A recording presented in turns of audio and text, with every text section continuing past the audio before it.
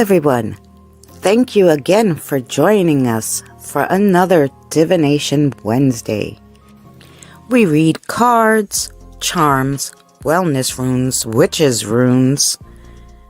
We might even do a little astrology today. It's up to the spirits and you to decide what will be your reading. Thank you again for joining us. If you would be so kind as to take this time to share out this video and leave a like, we'd greatly appreciate it. Sit back and enjoy the show. I'll be with you shortly.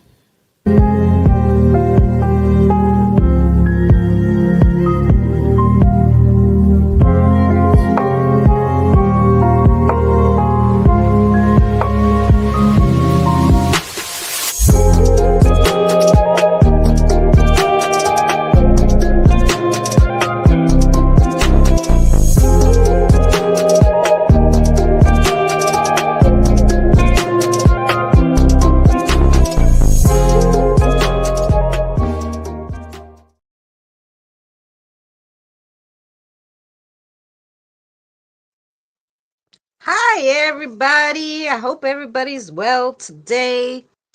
Sorry, I'm finishing a cigarette.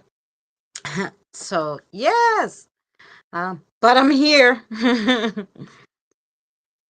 Yeah, the whole club is here. Christy's here. Christy plays with us on Junes. Yasmin plays with us on Junes. Evie. Kelly, you're gonna have to play June's Journey with us. Yes.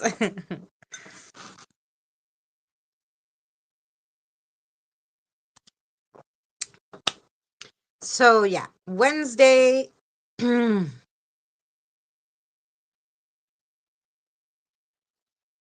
the moment. Well, that's good, Scott.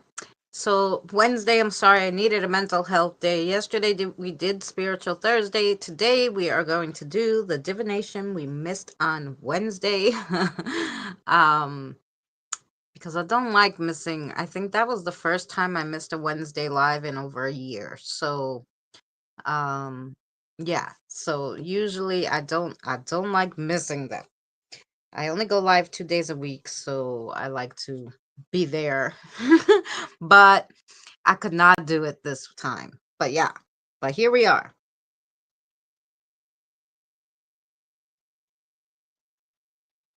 Are we, Evie? Evie, how many games did you play?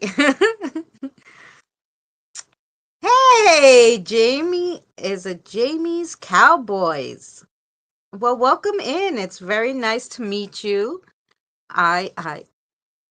I'm just having a smoke, but hello. How are you?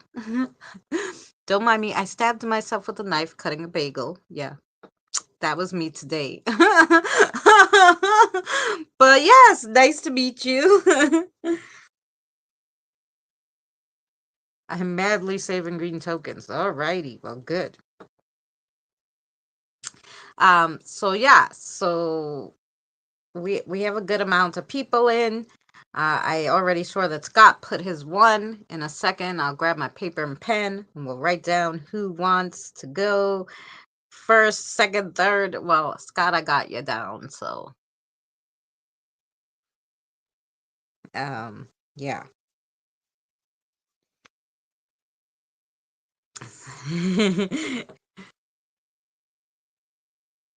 All right, let me grab my paper so what you guys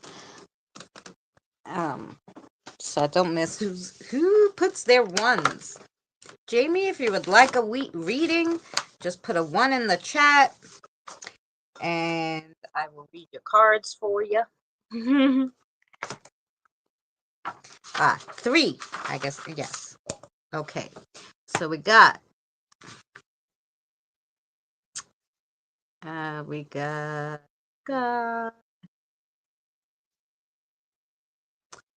Christy, Kelly, Jamie.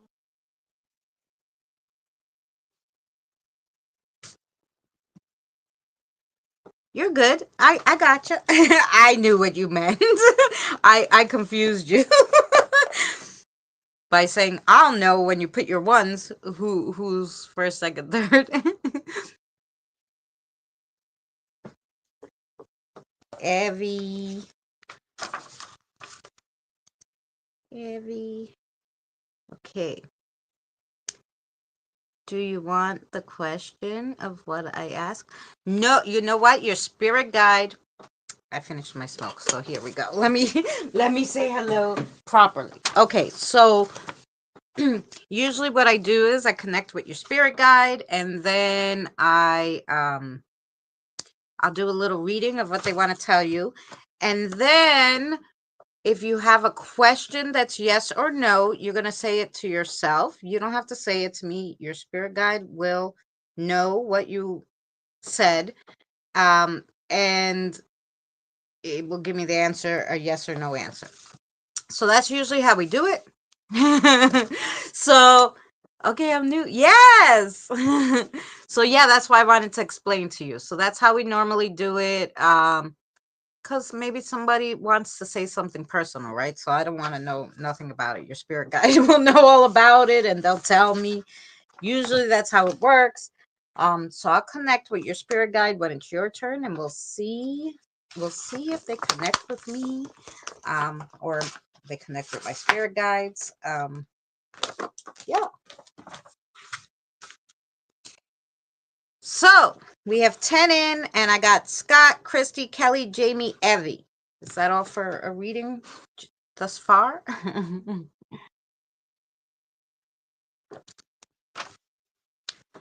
um, you're welcome, sweetheart. Yeah, I don't want, sometimes people have some personal things, and I don't want anybody to write down anything that don't want anybody to know. Yeah. Sorry, I know I hit the I hit the K2 meter. I apologize. There we go.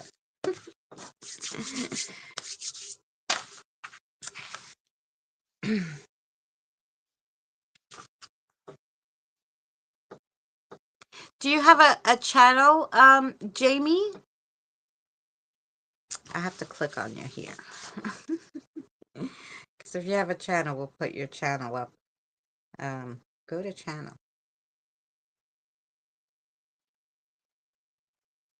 Oh, you don't have any videos yet, I see. Okay. Not yet. Are you working on it?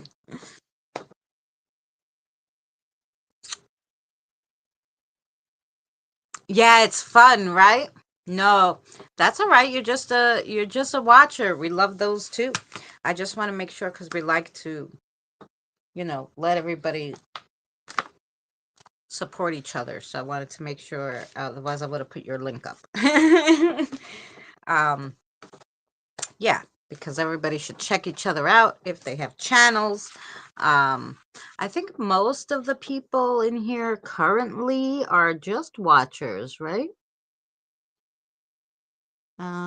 Yeah. Right now we only have watchers. We don't even have the we don't have any. We don't have it. Yeah, it's all the watchers. Okay, that's all right. I was like, we don't have any of the sisters with a channel in today. So we will get started. Scott, you want the kiddos to pick, well, and Martin. So let's see, make sure Martin's ready for us. Yes. Okay. Um, anything particular you want to read? You like those ones? Yeah, the coffin. Yeah. The coffin. Okay. Um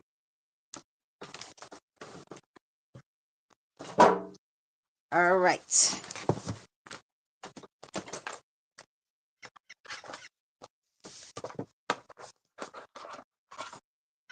Yes, please. Okay. I need like another little table, except there wouldn't be anywhere to walk in my kitchen where I could put where I could put the stuff. Anyway, one day. One day we'll have a bigger spot, guys. What could I tell you? Okay. One day we'll have a bigger spot.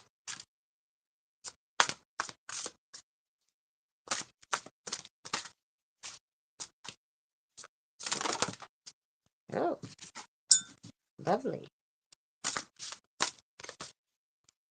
I thought maybe I didn't hear from her today. I thought maybe Autumn would have joined us, but I haven't heard from her on Messenger today, so I hope she's feeling well. You like that one?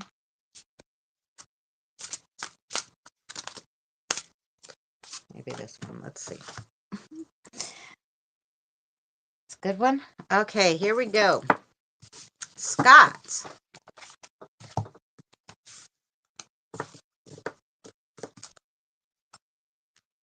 Your first card is the Haunting of Cups. The Haunting of Cups. Let's see the cups. I think cups are at the end, if I remember. Mm-hmm.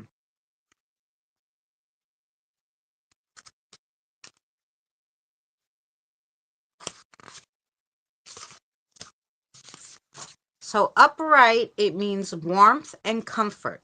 The Haunting of Cups is the heart of the cards. Ooh, it is empathetic, soft, and balanced. It nurtures others, but not at the cost of its own well-being. Always make space for your own joy and the joy of those around them. Use your strong intuition to provide just the right comfort to those you love. Yeah.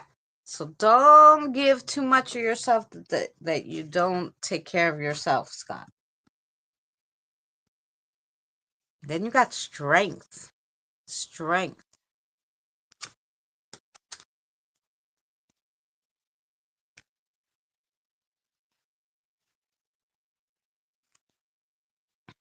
Mm,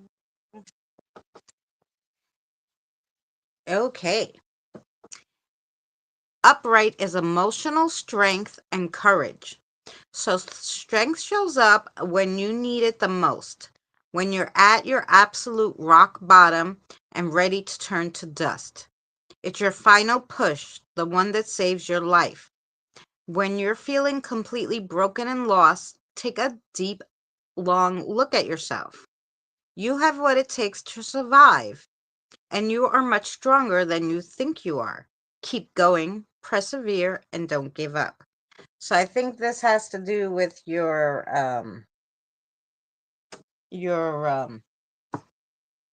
your leg right now. So your injuries. So just, keep plugging away at it. Don't give up or give in if you think something's not right, okay? And then you got the ethereal.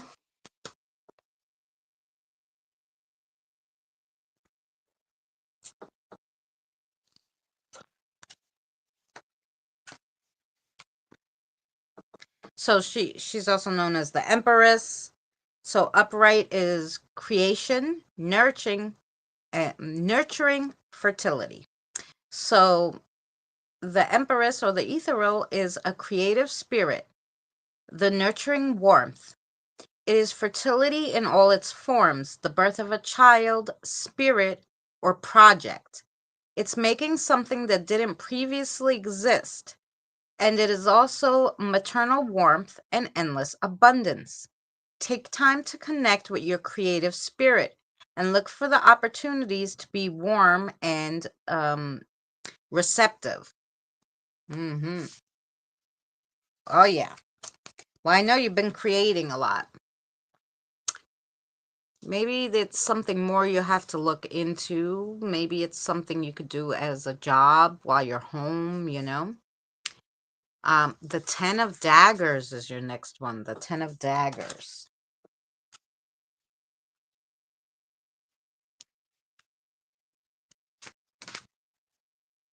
Defeat and release. Your pain and suffering has reached the end. You may have not come out victorious, but at least you have release. And there are no more battles to conquer. Your weary bones can finally rest and be reclaimed by the earth. So yeah. So it's hopefully now it's the end of your problems with your knees. You're coming to a resolution. That's going to be ending soon. So that's good. One way or the other. Then you have the Ace of Cups. The Ace of Cups.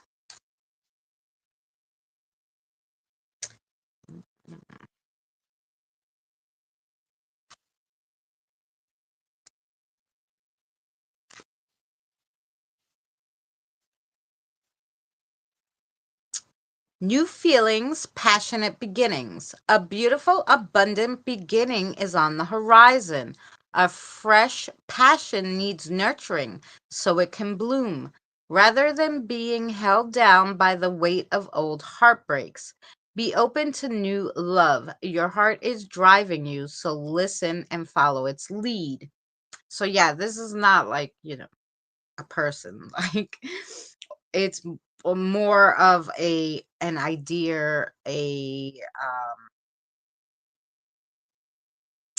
like a beginning of a new project, let's say, or a new job or something like that. So that's coming too. Oh, that's all good. Very good. Thank you, Martin. Hun. You have a question for me, Scott?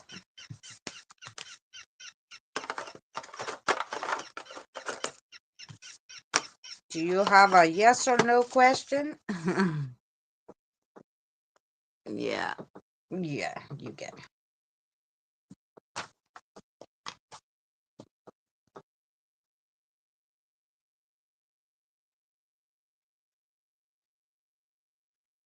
We'll just wait for Scott's answer, and then we have Christy, so get ready. Christy, you want your spirit guide to pick, right?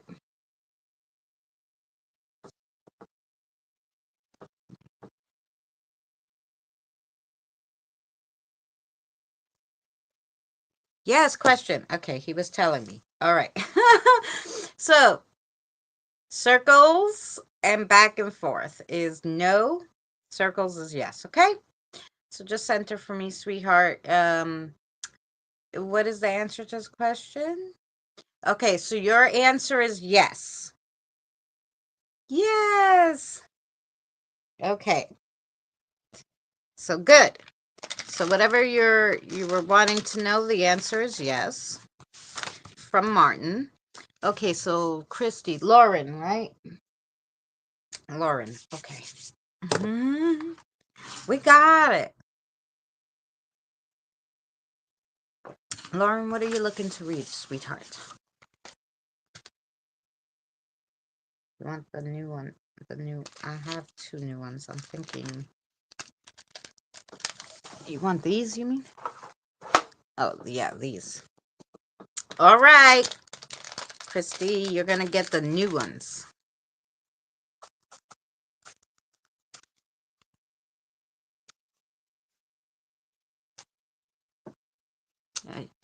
Maybe. Wait, I thought it was these. I grabbed those, but maybe. Well, you'll tell me. Did you want those? I thought those were the new ones. They're all in different color pouches, and I still can't remember. These are the new ones. These? Yeah. Okay, sorry. I grabbed the wrong ones. I know you said the new ones. Okay. Good. I needed that. All righty. So here's the new ones for for Christy. They're pretty, right? And then they look like this. Woohoo! So let's see what they got. They're more like little oracles, but they have a good impact, these cards. I like them. You want this one? So yeah. I kind of like the straight to the point, like just tell me and you know. I know they're new, honey, so it'll take a second to find the card. When they're new, it's hard for them to pull them out. Because they're very new. Okay. I think we need one more. Oh, thanks. I think we need one more, and it was like, here you go. Okay. And let's just make sure, because they are new. I want to make sure that that's the reading. Okay. So here we go. So the first one is the dagger. The dagger. Hey, Autumn. Autumn, did you want to come up? I was saying I didn't hear from you, so I didn't know if you were feeling well or not. 5, 6. So the dagger is justice, protection, and power. But in reverse, it could also mean a threat or vengeance. And I'm thinking for you, this means in reverse, Christy. A threat, aggression, or vengeance, because they were very loud when I started reading the reverse. So yeah, that one's for you on the reverse. Look how cute. Then you got the gentleman. The gentleman. I haven't read the gentleman yet in this deck. Like I said, it's fairly new.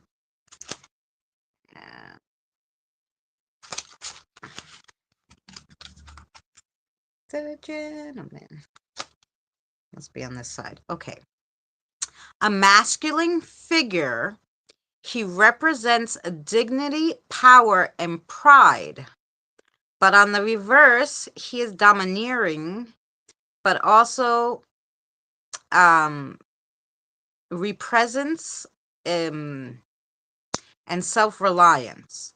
So even on the reverse, he's kind of like a very dominant and powerful figure. So is that someone coming into Christy's life? Is that someone coming in? Oh, okay. So you're going to meet somebody, a gentleman, very interesting person, obviously.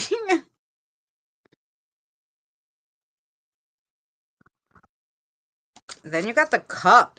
The cup. Yes. 6. Replenishment, good cheer, good news to come. And it also shows secrets being spilled. Ooh. Then you got the harp. The harp. Well, let's see what the harp is.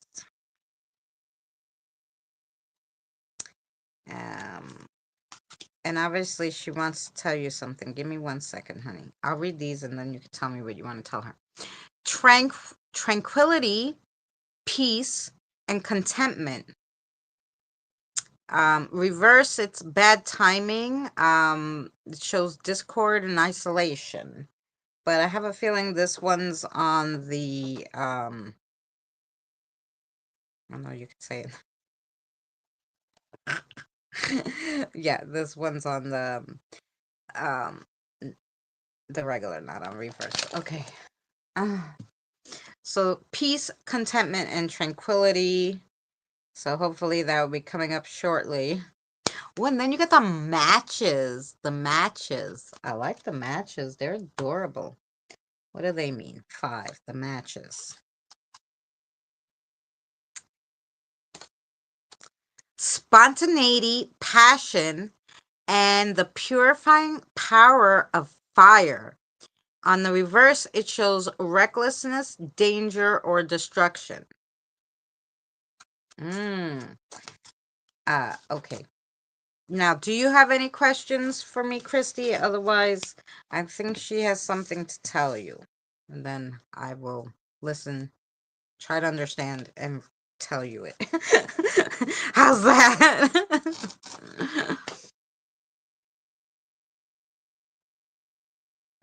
And then next we have Kelly, Jamie, and Evie. Yes, you have a question. Okay. So you know what her question is. Okay, so this is yes. You see back and forth is no. Okay. Yeah. Okay. So center for 1 second. The answer to her question is yes. The answer is yes, Christy. There you go. Yes. Okay. And then, but she's trying to say something else. Okay, let me see if I can understand her. Give me 1 second.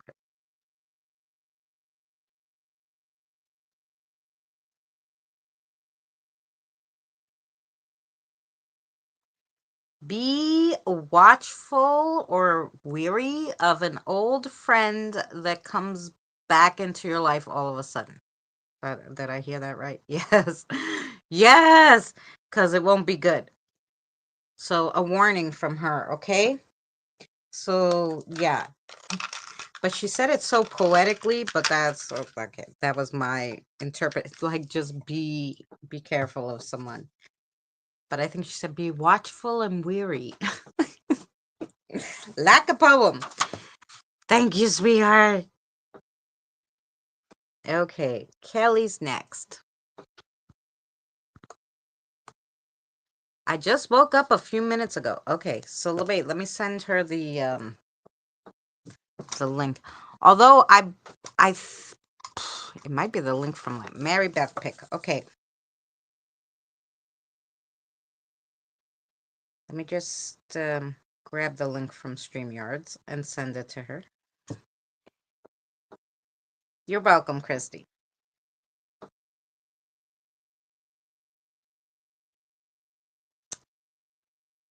Yeah. All right. It's not this one that has StreamYards on it. It's this one.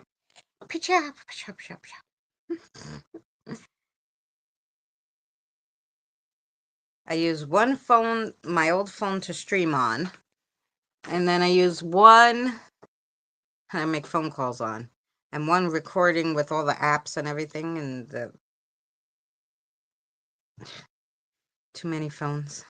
There's not enough room for all the stuff that you have to do. I would really need a computer, but A, I don't have room. B, um, it's like almost pointless getting laptops. Every time I get a laptop, like a few years later, 3 years later, it's like out of like it's already obsolete, you know. There's like I'm like, no, I don't want to keep buying these things and then throwing them out. It's kind of stupid. I don't understand. Invite guest. Okay, so I'm like done with those things. So if anybody wants to donate old phones, I can use them on my internet and just use them for apps and stuff. We're looking for autumn. And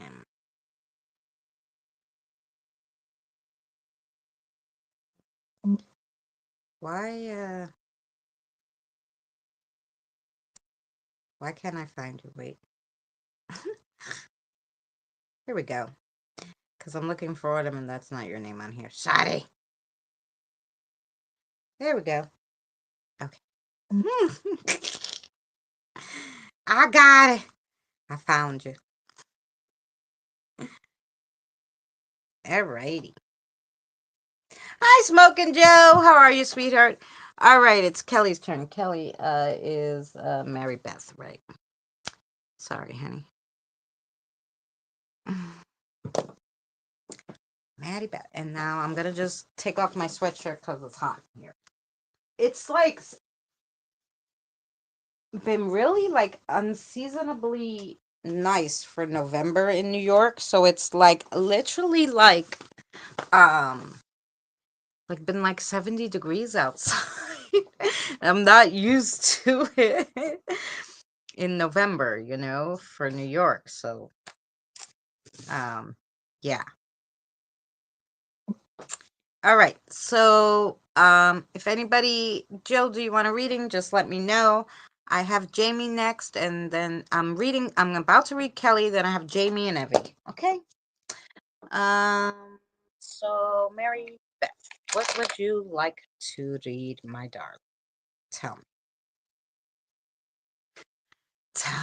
Tell me.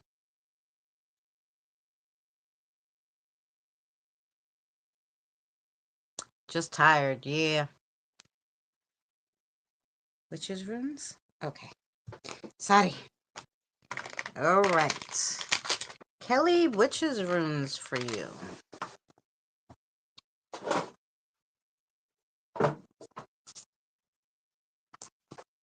Here we go.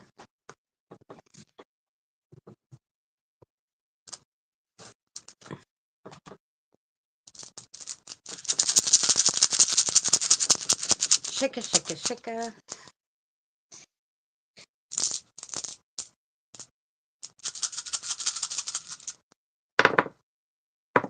Yes, please. Sure. Let's see. Let's see. Good. Okay. We picked the right ones. Okay. Oh, you're going to give me work. I see. Okay. I got you down, Jill. All right. Here we go. So the first one you got is the moon. The moon.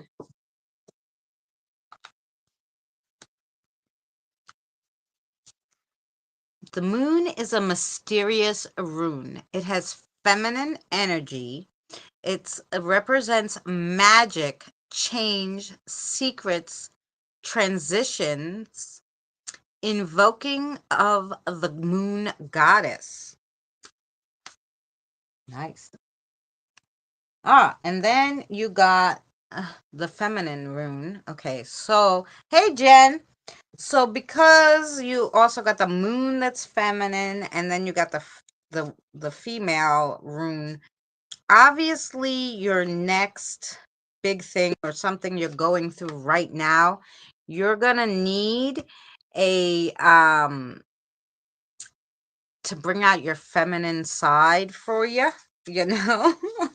Need to bring out that feminine side for that. And then you have the harvest. Oh, I didn't read you though. Wait.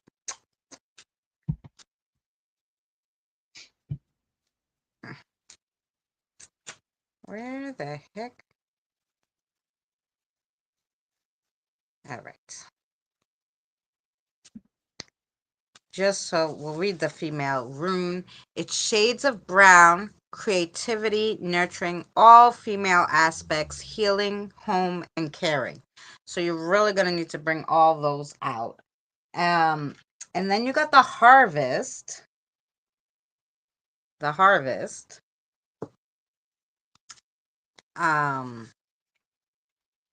Which is the abundance rune. It's like prosperity, maybe some money, rewards, just an abundance of things coming your way, blessings, education, good karma, good fortune, and self-sufficiency. So you're going to be doing okay coming up. And then you're going to laugh because now your next two runes are, one is the blank and one is the question mark. So they really have me working today. So the question mark rune is the absence of things, unknown, unknowable, a hand of faith, of fate, things that cannot be discovered, things like that. So, maybe it's something that you're wanting to know is unknowable at the time.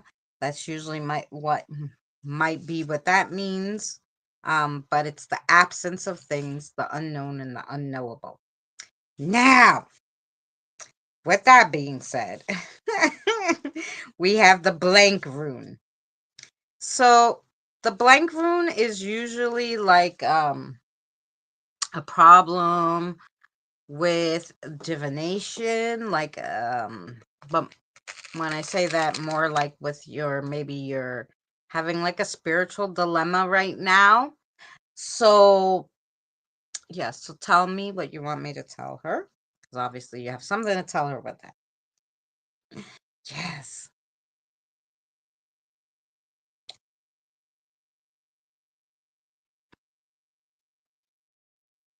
The guy. What guy? The guy. Are you seeing someone? Are you see? I'm not gonna air out the dirty laundry too much.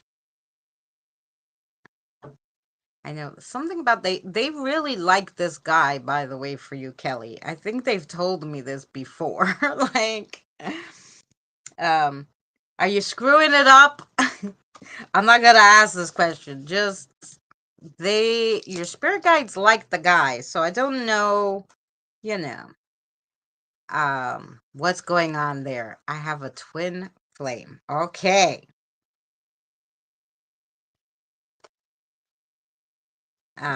But whatever guy it is, like I said, are you seeing or something? You're seeing, she's seeing him. You know him. That's for sure.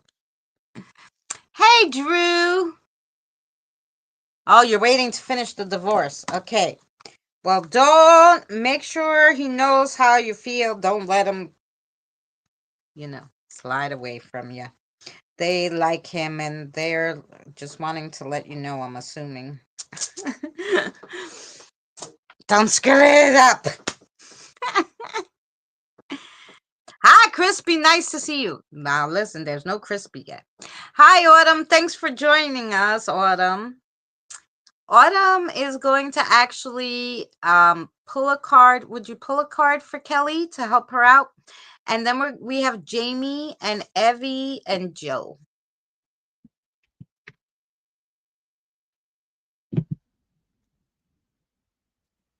And then Jamie, I know, are you ready, Jamie? I know you have that question in mind, so if you want to write it down or say it out loud, and then while Autumn's doing that, oh, Jen, I'll put you down, sweetheart. I'm sorry. I'm gonna try to see if I could get in, touch with your spirit guide. How about that?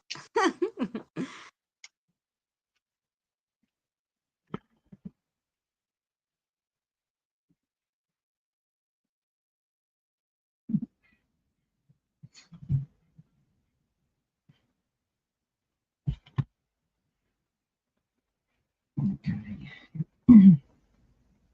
I'm reading from the Divine Guidance, and this card that just got thrown out.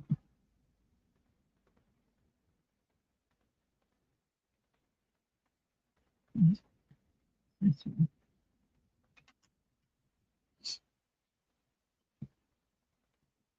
Which is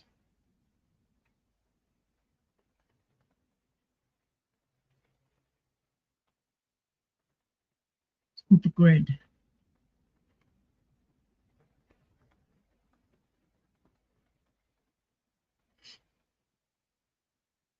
The living energy matrix of Mother Earth and the secret pathways to other dimensions and realities of existence hold the power of the sacred geometry within holds many keys that your subconscious is unlocking.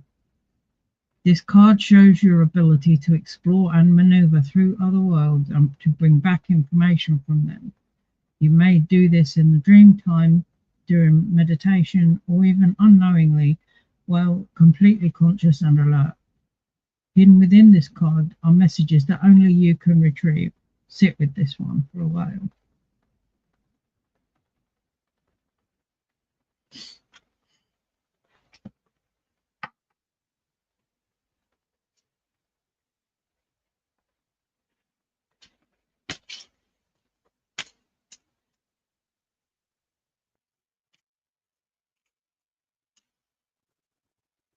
Awesome. Oh, you sent me a message? Great.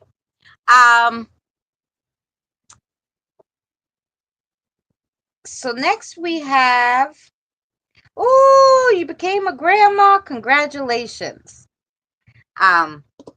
Next we have our new friend, Jamie.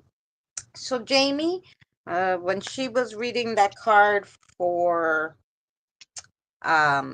Kelly, I connected with your spirit guides. So your spirit guides into regular tarot. So I'm going to read you from the regular tarot. And then, see, Lucky Autumn came up too. So Autumn will pull you a card also.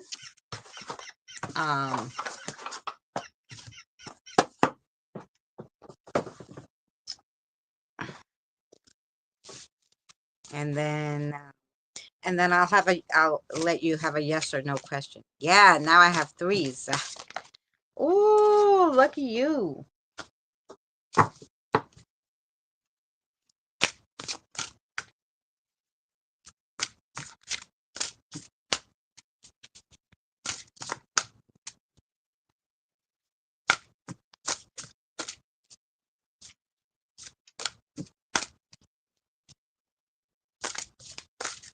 Yes, that was for you, Kelly. Autumn read you a card.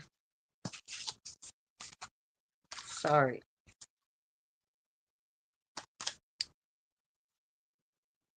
I'm thinking it's that one. Okay.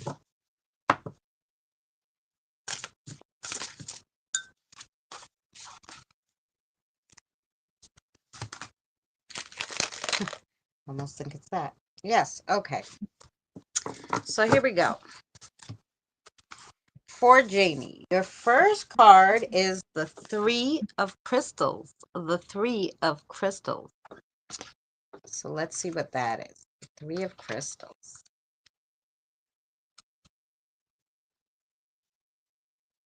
Working as a team and collaborating. All the forces need to come together to make this work. You can't accomplish it on your own. It's time to call in your team and work together. Each person has their strengths, and it's important to play on those. This project will only be as strong as its weakest member. So whatever the next coming situation is going to be something you're going to need a little help with, and don't be afraid to call in the big guns is what is basically what I'm hearing. It might be an ongoing or current situation that you're trying to do alone, and you really should get help with it. And then you have the Five of Crystals too, the Five of Crystals.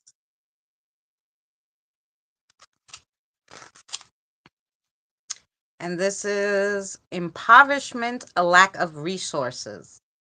The house is in need of repair. The children are growing out of their clothes, and you're not sure where the money is going to come from the next meal. There is no nest egg to rely on, nothing in the piggy bank. You've come to the end of your resources and things are getting desperate. You're at rock bottom. Take a deep breath and don't be afraid to reach out for help. It's not about pride, it's about survival. So this is another one where it's saying reach out for help. Don't try to do everything by yourself kind of thing. And then you have the Hermit. The Hermit.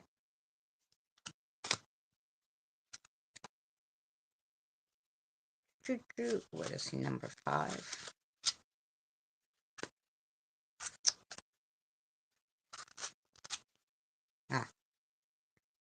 Contemplation and quiet. The hermit lives completely alone, deep in the woods, focused on study and growth. It may be time to leave the safety of your current social circles and take time to focus inward instead of always looking outward at what's going on around you. Find comfort in your own company. So this is just saying maybe you need a break from the social scene right now. Take time to heal your body, replenish your energy, because you need some time for yourself, basically. Then you have the devil, and the devil's not a bad card. It's just like, well, I'll read it to you and then I'll explain it to you. Okay. Addiction or shame. The devil represents the chains that wrap around you, right? So it's anything that's holding you down, dragging you into the darkness. It's the painful, tormenting cycles that you can't break out of. So there's something that you're doing, a habit or an addiction that you keep doing over and over, even though you know it's not doing you good. So the devil is the true evil that's actually inside you, and it's time to break the chains that aim to destroy you. So whatever it is that's like holding you back, whether it's routine or, um, like I said, or like just something you do over and over again that you know is not good for you to do. You got to try to break out of it and break the cycle basically. And then you got the haunting of crystals. The haunting of crystals. Crystals.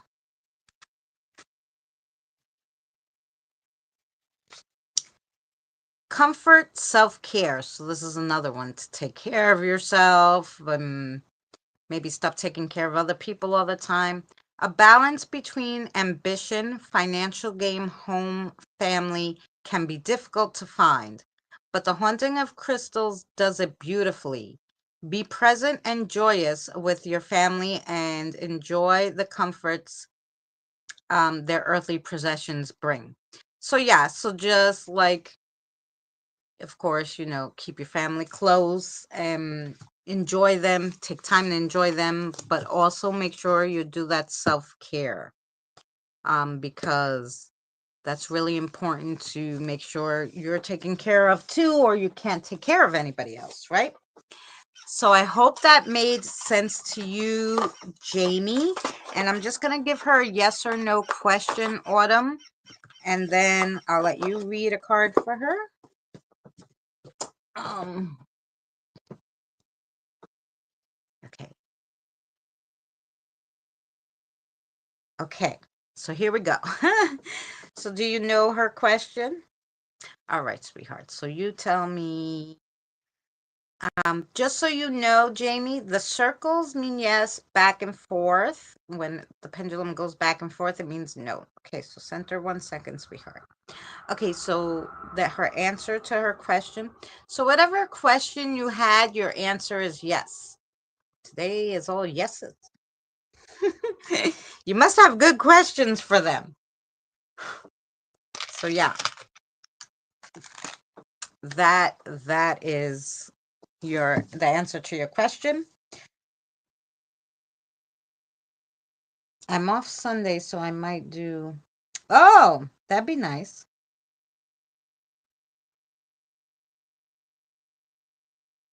Ooh, food sounds good. Yes. Um. Okay, so Autumn is there. She does. Yes, I'm just waiting on our friend Jamie to let me know if that made sense to her, and then but you could pull a card for Jamie.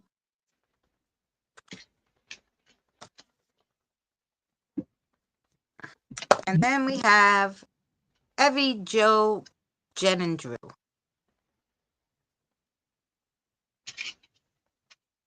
You thought, yeah, right. Does his wife not know how to cook? You better teach her. Okay.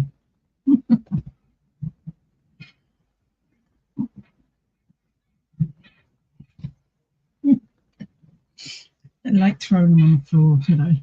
They're throwing them at you? Okay, so Jamie, she Yeah. has a card for you. Hold on. Mm.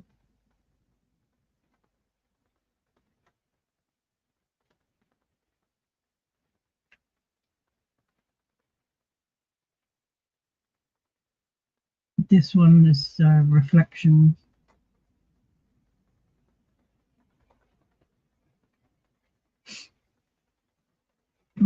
There is great beauty in all our life experiences. Although you may feel sad and down at times, Spirit is reminding you that this is what can facilitate your greatest growth and evolution, both as a soul and as a human being. You are truly being watched over at this time. Don't fear the darkness within. Remember, without the darkness, there can be no light.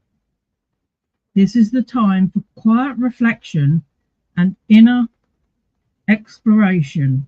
Through this, you will discover your light and know what needs to be changed so that you may live a more authentic life.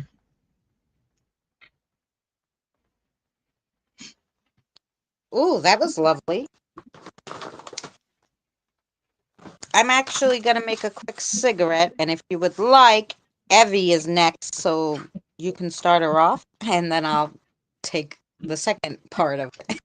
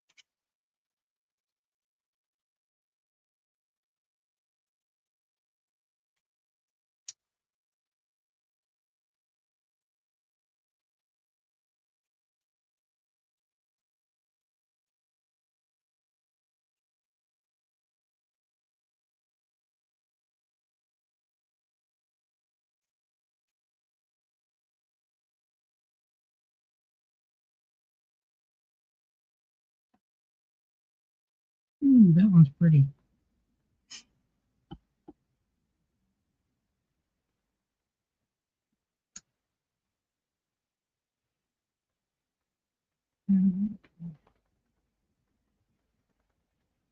Which is a dragon guide. Dragon is here to help you take a stand in your life.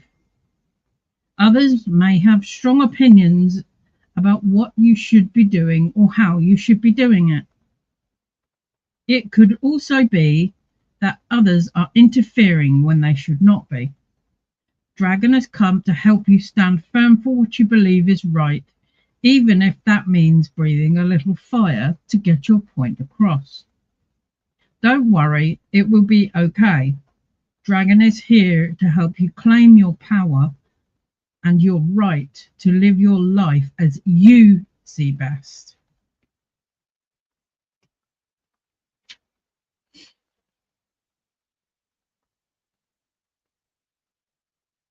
Really cool. That was a beautiful card. All right. Evie, I'm sure Kathy's gonna come and give you a good old reading. Let's see what she wants. The pink ones. Okay. We're gonna have something new for you today, Evie. There you are. There I am. Here I am. I have these cutie cards. Look how cute they are. Okay. They're the Petite Pastel Oracle. So, yes. They're very cute. Kids would like these. Oh, would help if I took out the cards to tell me what they are, because otherwise I won't know.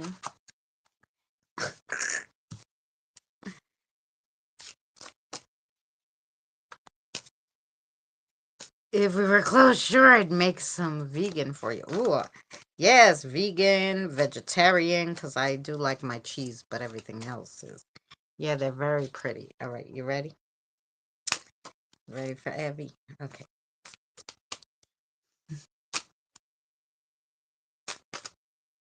Ooh,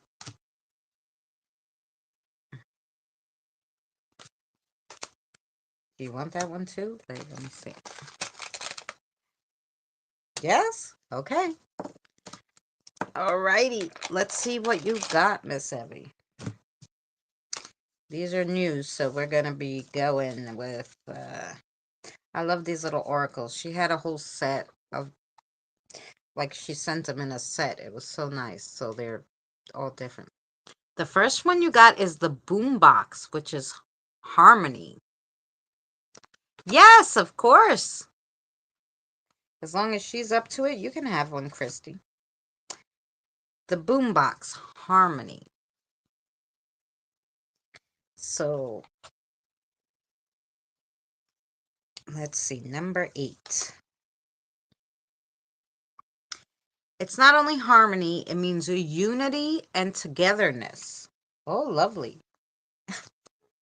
And then you got the plushie. The plushie. Let's see what the plushie is.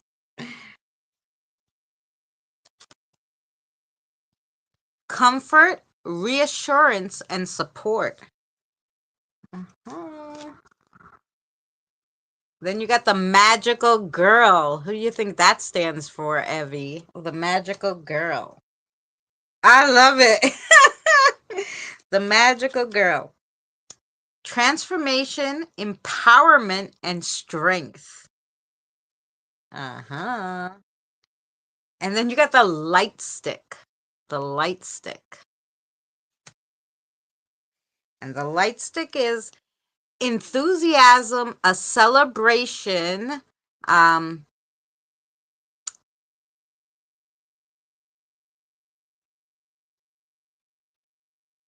They spelled that wrong because I never even seen that word before. Revelations. Okay, we're gonna say revelations. That looks like Kathy. There you go. Ooh, but then you got the prince too. Who do you think the prince is? Let's see. The prince. Number 14.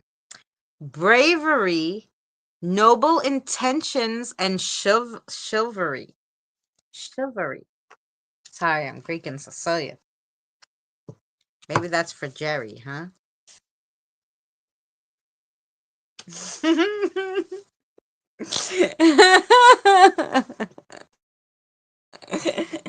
Very good. Okay.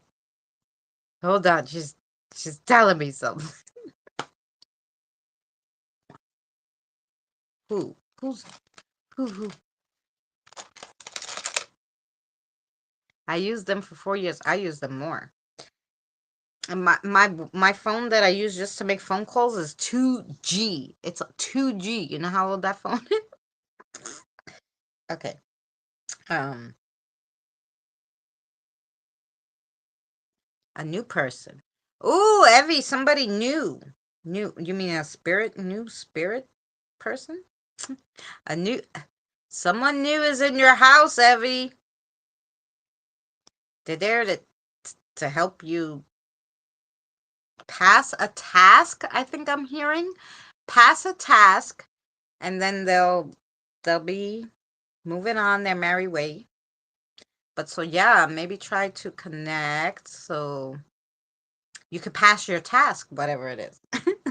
You could pass your task. I just got one last year because and I only do Motorola's. I have all Motorola phones. And I keep them because then I use them for just streaming. Like this one doesn't have a plan. We just stream it. Oh, do they have a name? I could leave it. Let's see. I'm sure they do have a name. I'm sure they do.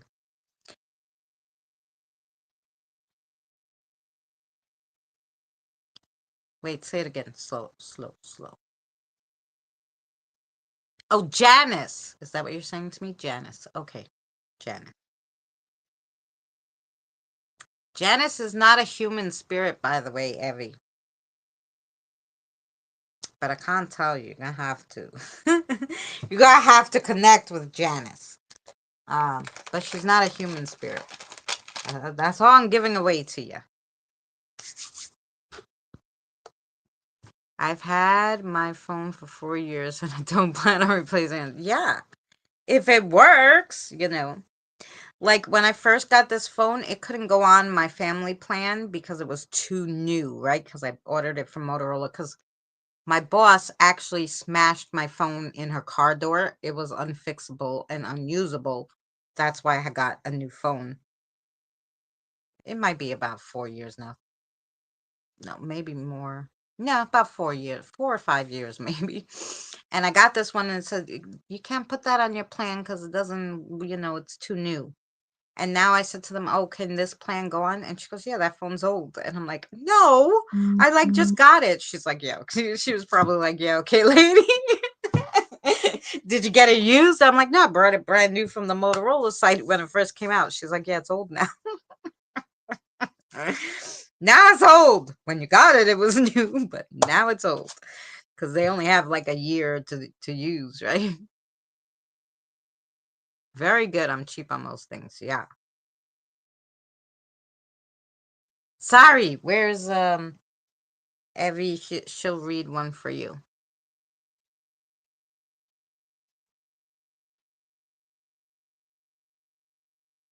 I don't think so, Evie.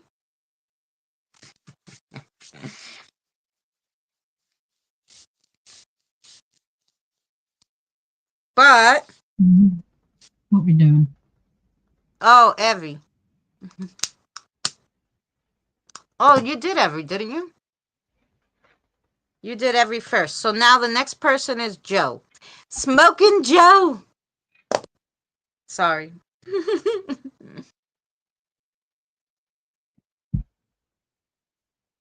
Yes, that'd be good, Evie. It doesn't take a lot to confuse me at the minute. Yeah, I was confused myself because we started the opposite way, and then I was like, oh, yeah, duh.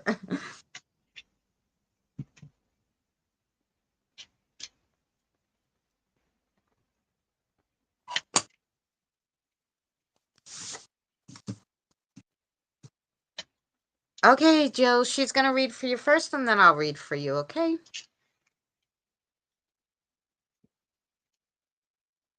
And then actually, we only have Jen and Drew, so after you pull Joe's, and we're gonna do Jen and Drew, right? But then Christy would like one of your cards too. I had did her when before you came on. Is it okay at the end for you to pull one for her? Yeah, that's fine. Oh, Diane, I'm sorry, sweetheart. I asked you before, but I didn't see your answer.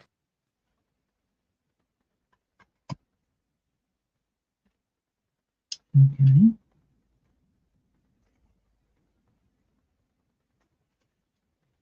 Well, I best not be starting this again.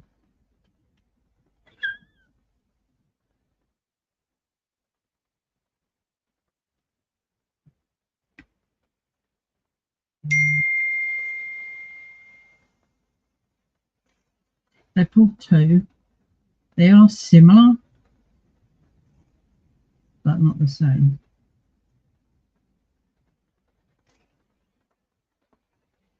So this one is Nectar of Life. You work so hard and you are definitely to be commended for your efforts. This card is asking you to slow down a little and enjoy the simple things in life. Spend some quality time with family and friends.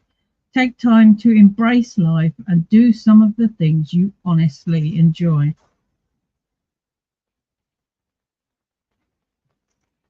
Focus your energy on activities and things that bring you true pleasure. Taste the sweetness of life. Feel empowered to pollinate and fertilize your dreams. And the second one,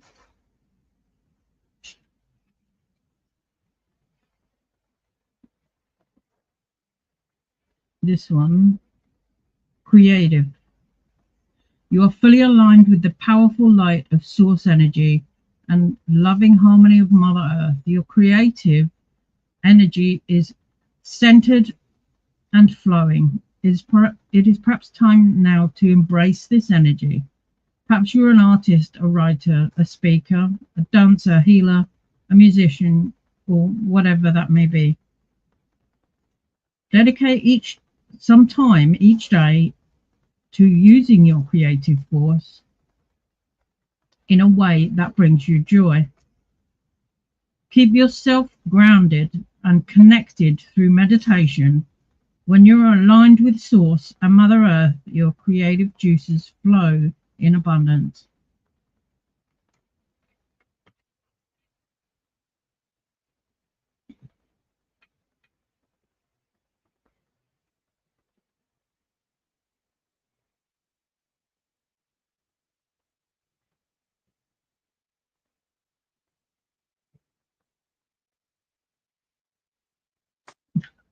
Um, that's our friend there, Yaz. Yaz plays the game June's Journey with us, and she's saying hi to you, Autumn. Yaz, do you want a reading? I don't, if I missed you, I'm sorry. I know you stepped out. Um, we have Jen, Drew, and Diane next.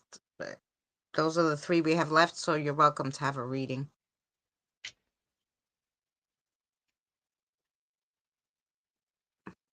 Okay, so now I have to do Joe. Yes. Where's my camera? There we go. I lost myself. This thing with the it doesn't show your picture. It confuses me now. All right. What can we read for Joe? What would you like, Mike? Really? Mine? Okay.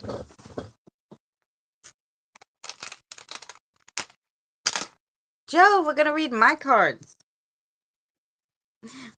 We don't get to read mine often. Well, we have so many now, but oh.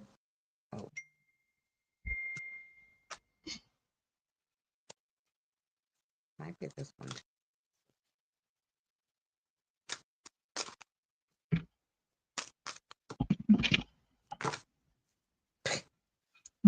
I don't feel so weird now. I'll put my eyeliner on.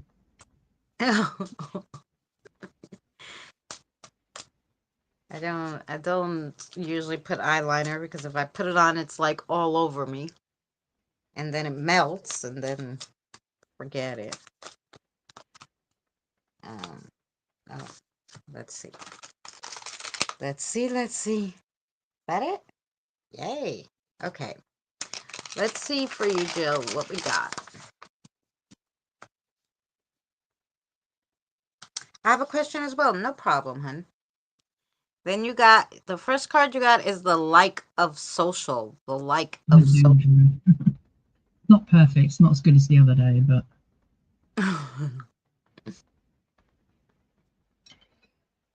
Yeah, the like of social. A deep feeling of peace, joy, and happiness that comes from knowing that we're all connected to something much bigger. This could mean you're receiving a gift or a divine mantle. This is a sign to be pleased with or give pleasure to what is right in front of you. It also means you may be content right now in your current space, but you know, you'll be getting out of that space shortly to go to something bigger and better. Ooh, and then you got the coffee of foodie, the coffee of foodie. Coffee beans come from a tree, and they symbolize our connections to the earth and to humanity. Coffin is often symbolic of energy and change, and it carries implications of awakenment and enlightenment, stirring up feelings of self-discovery and transformation. Stir up your life a bit and see what happens. Yeah, so right now maybe you're content, you're very even keel, and they're telling you, yeah, okay, that's good. But you gotta move, you know, gotta step up to the next level, maybe. I don't know how he's explaining it to me. Wait. It's time for something new and exciting.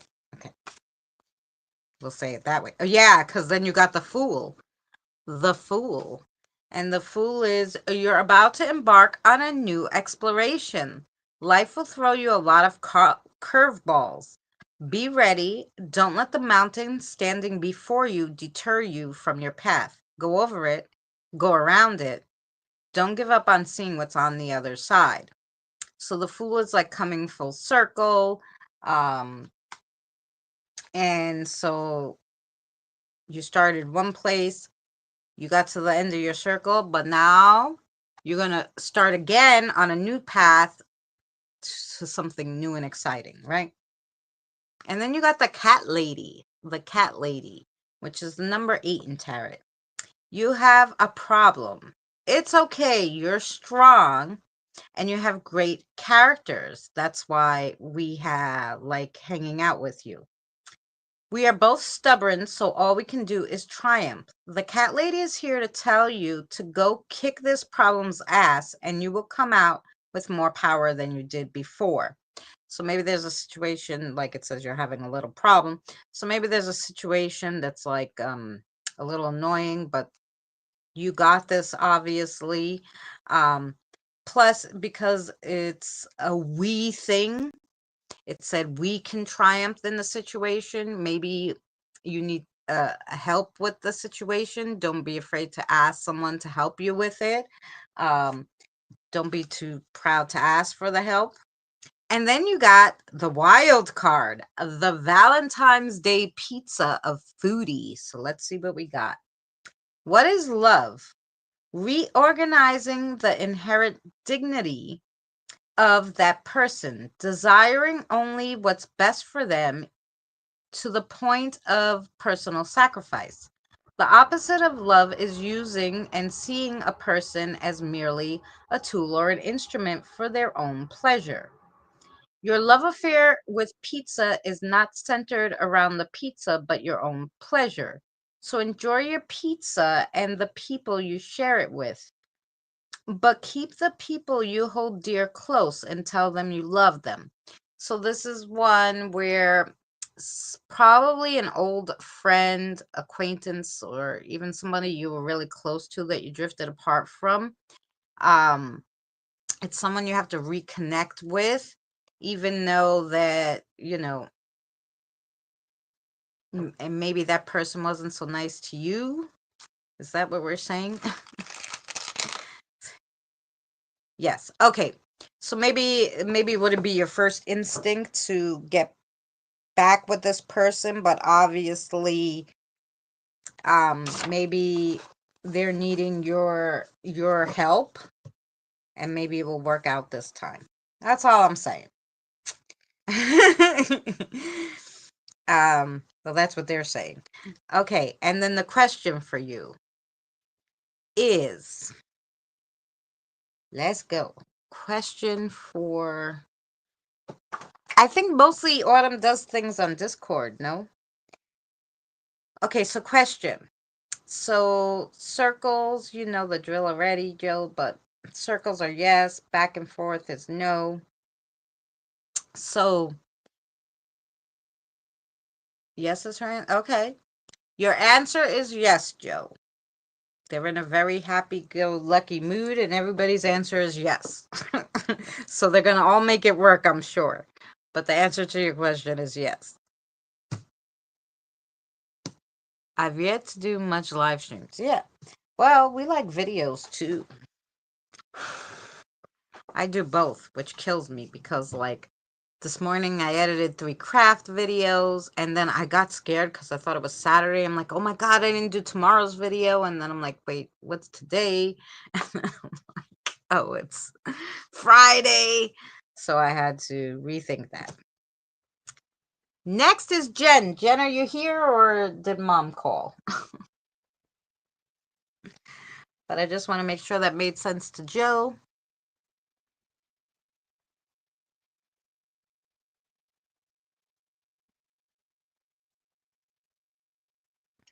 I think you should start off the next one so that you don't get confused. Oh, you want to do Jen? Yeah. Hi, Andre. Yeah. You can go first.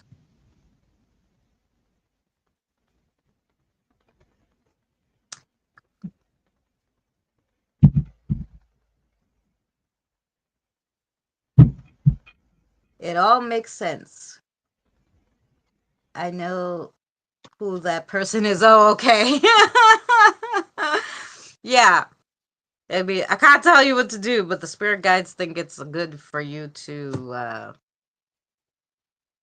get back in touch with that person. So yeah. All right, and Jen Autumn's gonna read you one first, and then I'll go.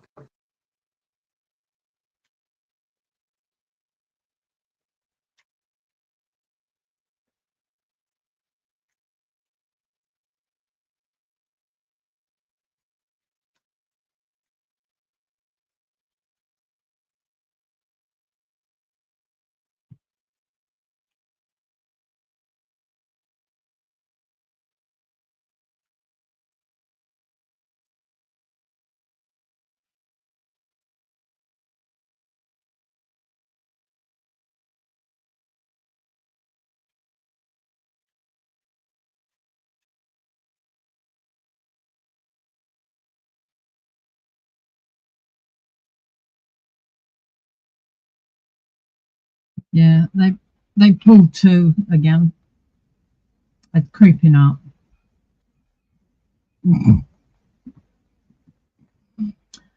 This card is called Om.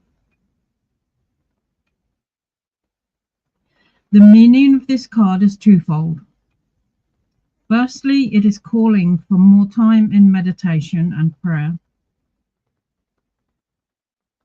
Energetically, you are needing some time alone with yourself in your inner peace, inner space. Through meditation, you are able to connect more deeply with your higher self and your guides. Energetically, this is vital for you. Secondly, this card tells you to focus on the power of your voice to facilitate the opening of your throat chakra. The vocal expression, whether it be through chant, prayer, or even singing, is important for you right now.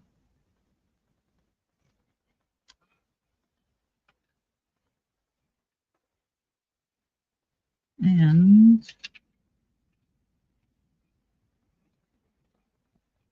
this one, which is on the front of the box deck, Divine Guidance. Beautiful soul, you play a very important role in the awakening of the planet. Your light is so needed here. You are always wrapped in the loving embrace of the divine. It is in those times when your tears may fall or when you feel most alone that your angels and guides are with you the most, shining their light and love on you. Not for one moment should you doubt this. You, special soul, are being lovingly guided and supported on your path.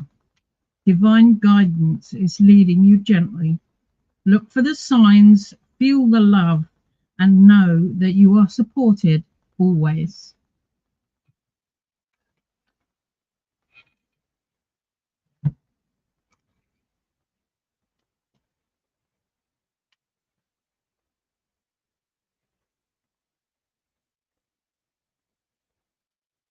Okay.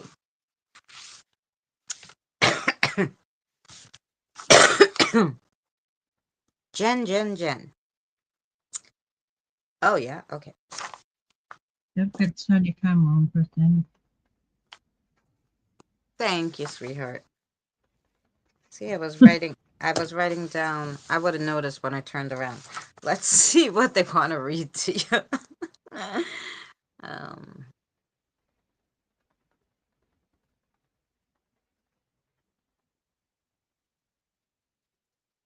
oh, the regular tarot, like that one. Okay, I gotcha. It got so windy here all of a sudden. My wind chimes are going nuts on my window. And things are rolling down my alleyway. So God only knows, probably my bucket that I water the plants with.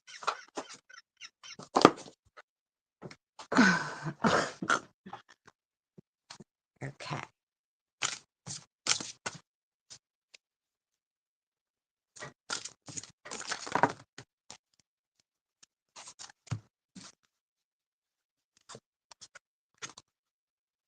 one are we doing? One.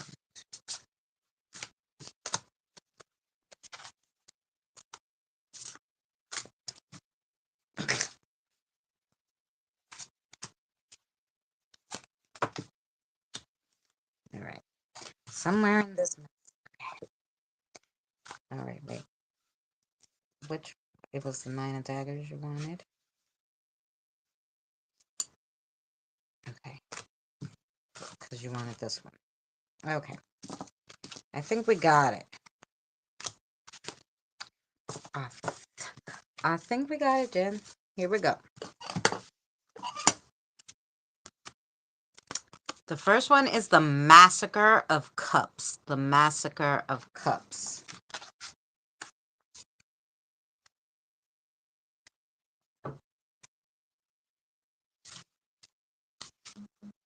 Must be at the end.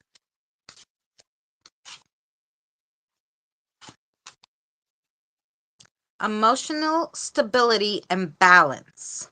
The Massacre of Cups is the master of its emotions, allowing space for the entire spectrum without letting the feelings take over. Allow yourself to feel things that come, but make sure your heart is not the only force at the helm. When your feelings attack, don't react out of anger. Find the time to articulate your feelings before responding. So, obviously, either something just happened or is just about going to happen where you're going to react without thinking, and they're warning you against that in this situation.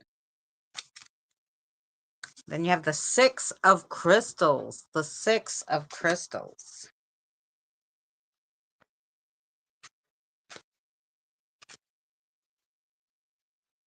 Generous spirit. Not every coin must go to an investment or self-indulgence. There's something to be said for making others comfortable and secure.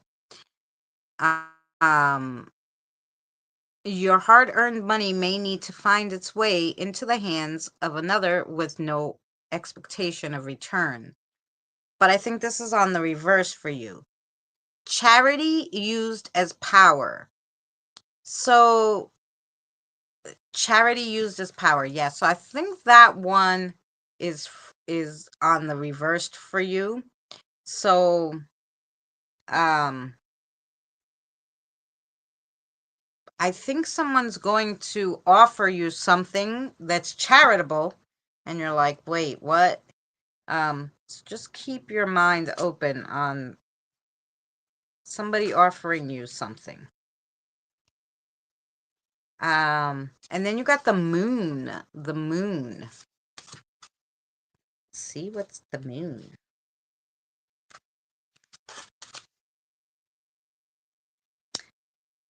Um, it's on the reverse, I'm assuming. Is that what you want me to read?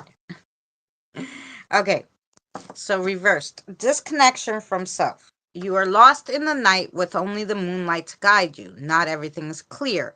Shadows dance around you, and noises come from just out of sight.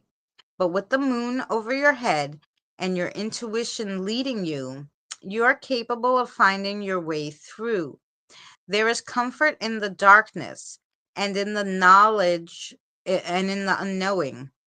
Things only come to light when it's time for them to do so. Yeah. So maybe you kind of,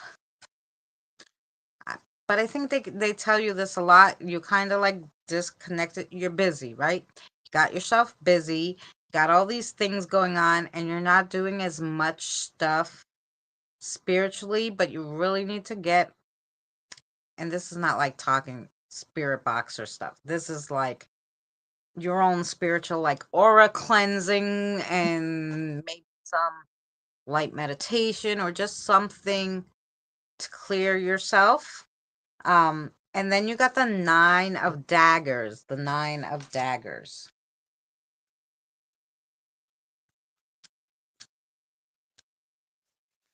Trauma.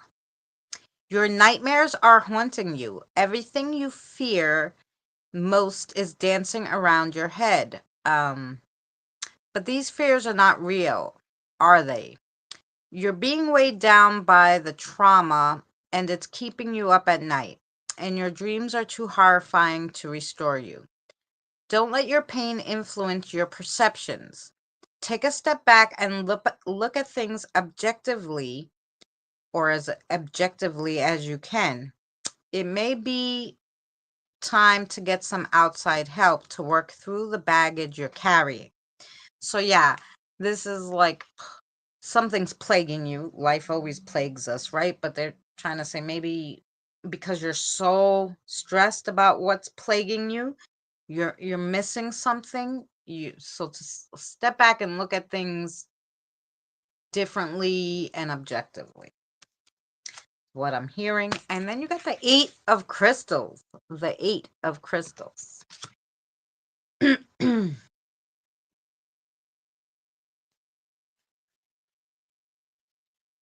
Okay, upright, passion. You're being driven by the things that light your fire. So it may be time to take that passion and turn it into something more lucrative. Hone your craft by pursuing a teacher or apprenticeship.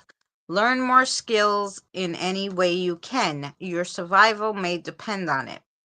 So it's passion is upright, lack of inspiration is reversed. But what I think they're trying to tell you is to maybe get a spark for something different. Like whatever you're doing now, obviously, it's working for now, but it isn't going to work in the long term. So this is like maybe learn something, a new trade, yeah, something like that. Learn something new maybe, because you might need to do something different in the future. This could even be like as simple as reading up on maybe, like you have a situation, maybe it's going to call for extra reading up and doing your own research on this so that you know what you're getting yourself into, so to speak. So I hope that made sense to you. You have a question too, my love? Oh, I think so. Hi, Kim.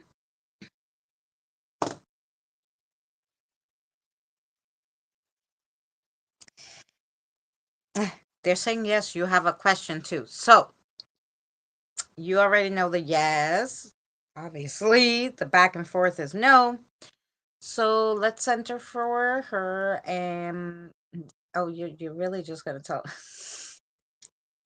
I laugh. I'm bothering them. You just tell everybody yes, but obviously, whatever questions you were asking, the answer for you, Jen, is yes.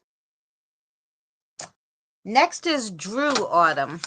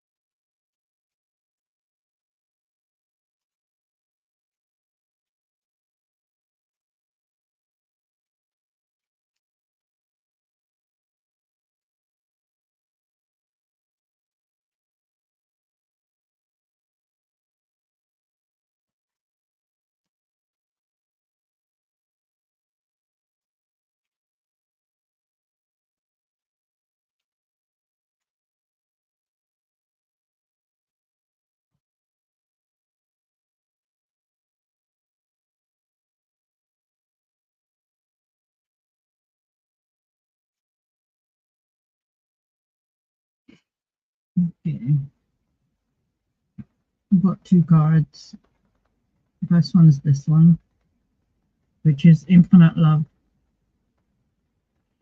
This card represents the infinite love that not only resides within you, but is you. The entire universe is the vibration of love energy. Spirit sees your beautiful heart and is calling you to allow this loving energy to flow fully into you and from you. It will heal your hurts and negative past experiences, helping you to connect with the true immortal being of light that you are. It is your light and your love that this world needs most. It's time to let the love flow.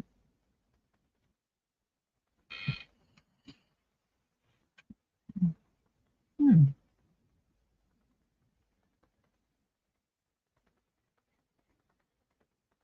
Number 34, which is, I believe, one we've had already today.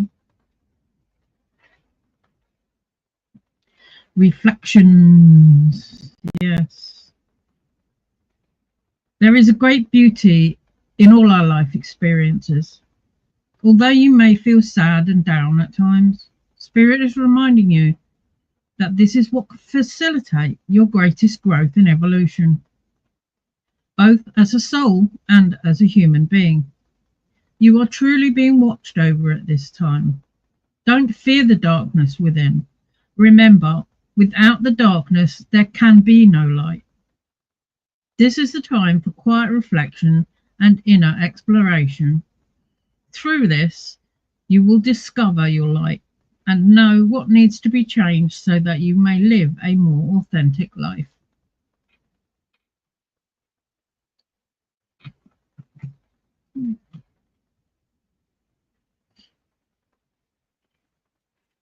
Beautiful. Okay.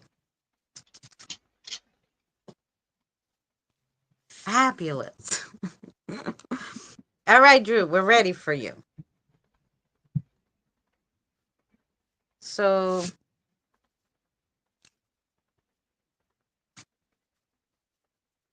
they picked these pretty cards for you. See, they're pretty.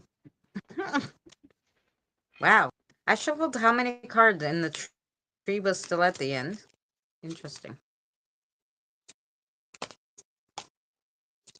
Let's see what we got for you. Good night, Evie. Much love to you.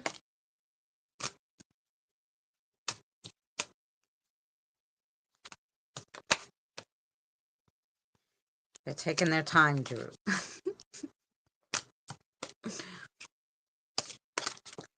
Oh, I know. They're new. You got to read them, huh?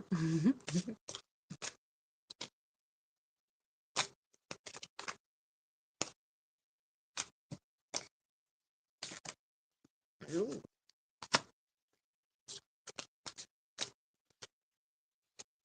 Which one? This one?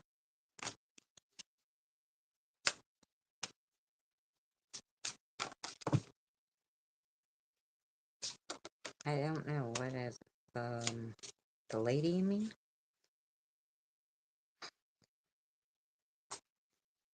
The lady or the other one with it? I'll find the one he wants to, or this one. Wait.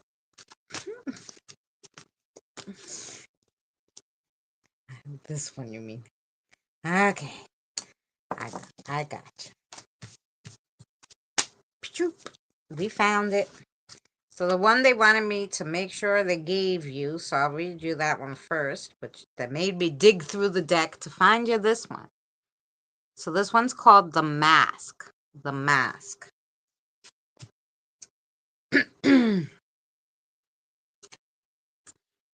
Caution, intrigue, and mystery. It shows revelations, disruptions, and excitement. Oh, interesting. And you got the quill, which is the pen, like the old-fashioned pen.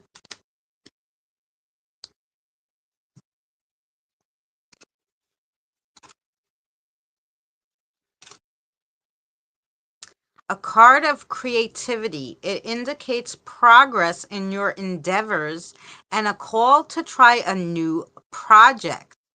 Whoa, that's nice. Something new coming up for you. Then you got the cup. The cup.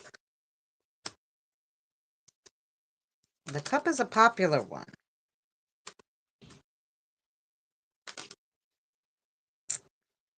Replenishment, good cheer, and good news is on its way. Oh. Then you got the scales. The scales. 26.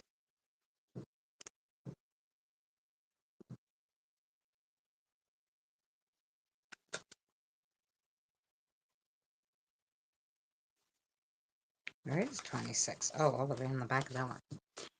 Justice, balance, temperance. It also shows that there's a misjudgment or an oversight on your part.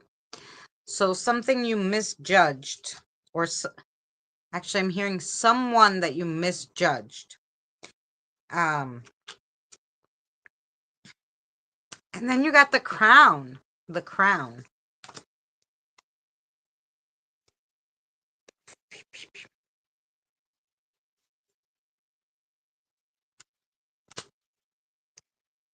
Mm, 2015. Wow.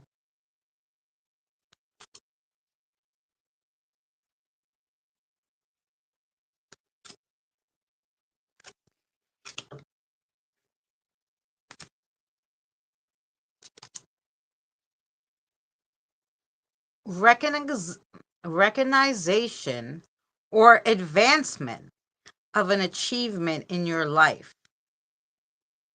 Ooh, that's nice. Lovely. So things are looking up. He has something else to tell you, so 1 second and I'm gonna... Yes, Andre, of course.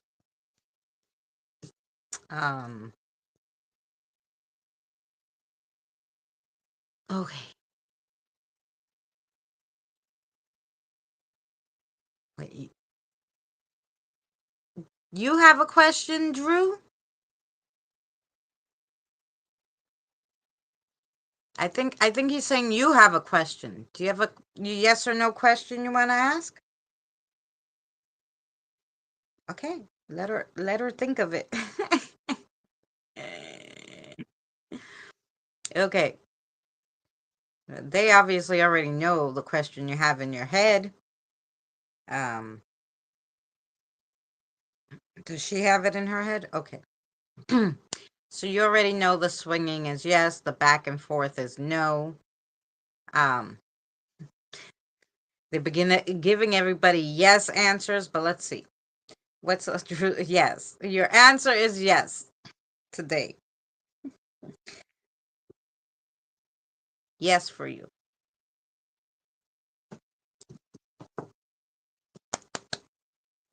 Yay! Okay, then we have Diane. And then we have Christy. Just Autumn. We'll read Christy a card because I already read Christy, but she wants one of Autumn's cards. And then I'm going to read Andre likes... Andre, would you take a card from Autumn too? And I will... and then I'll read the astrology for you. You let me know. And it's your turn, and it's Diane. You're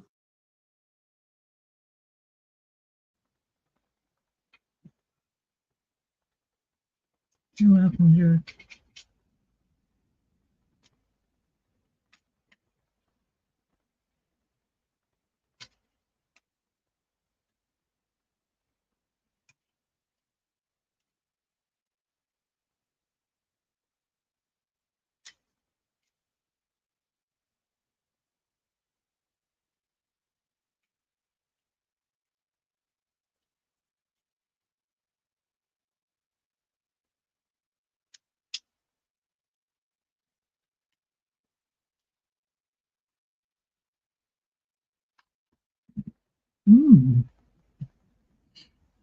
This one looks interesting.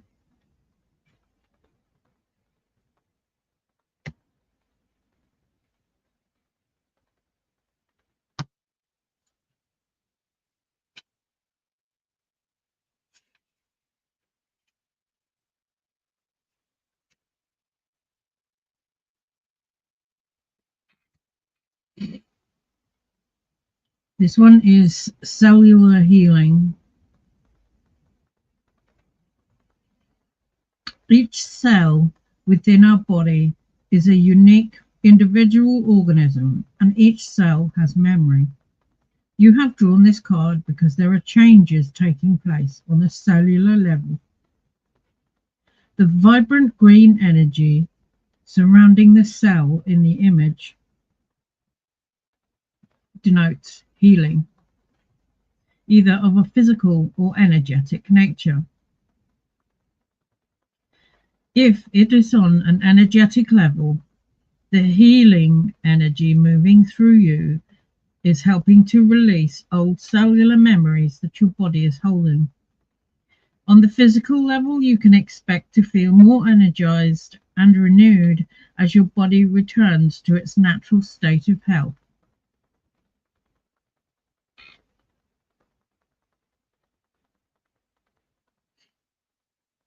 Okay.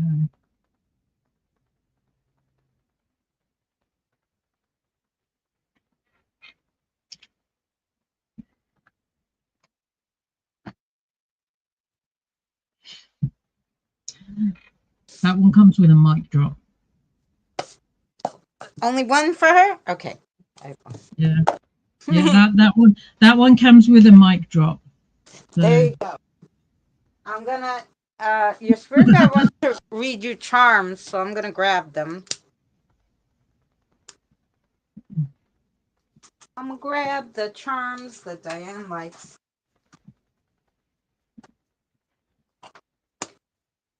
And they're saying you know why. Well, I guess they figured that I guess your spirit guide figured since you got cards from Autumn, you might as well take your favorite charms.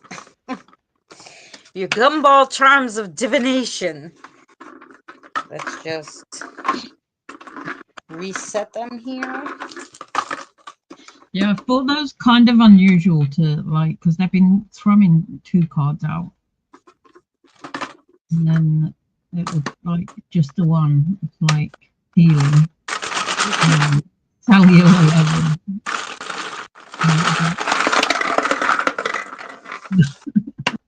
All right, let's see what they got for you. 1, 2, 3, 4. Wow. Okay. They threw out 6 for you, but they're all different colors. So let's go. Ooh, the first one you got is the crystal ball, the star crystal ball. So let's see. Crystal balls are always good.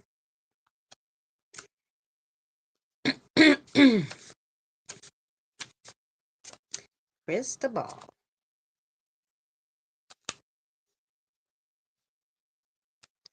Means power and honor, status, predictions of good future and good luck, hope and healing is on its way. Oh, lovely. Oh, and then you got the ring. The ring.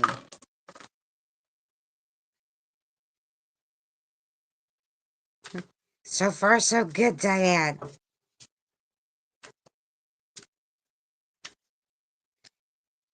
A symbol of promises fulfilled, a binding of relationships, whether it be personal or business.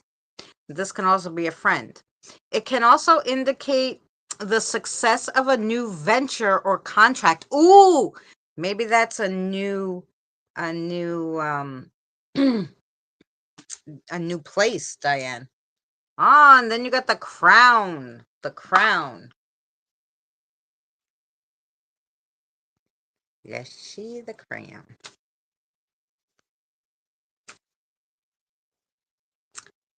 Represents advancements, achievements of goals. It can also represent an overabundance of something, even pride.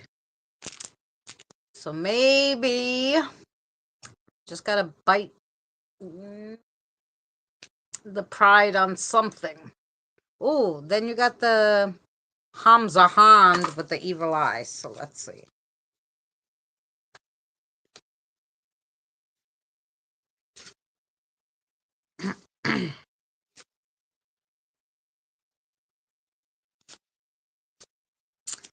protection, health, wealth, and courage.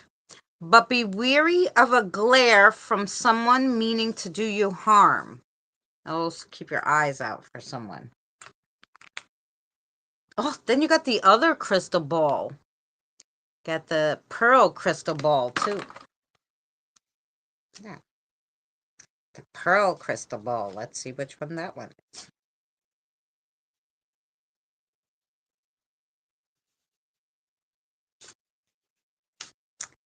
Togetherness, reunion, wisdom gained through experience and insight.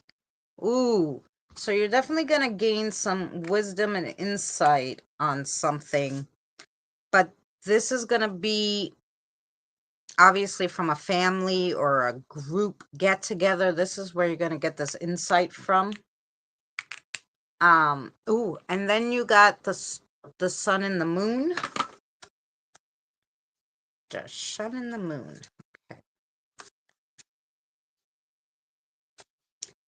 Now, we don't want the blue moon, not the stars sitting on the moon. We want the moon and the sun.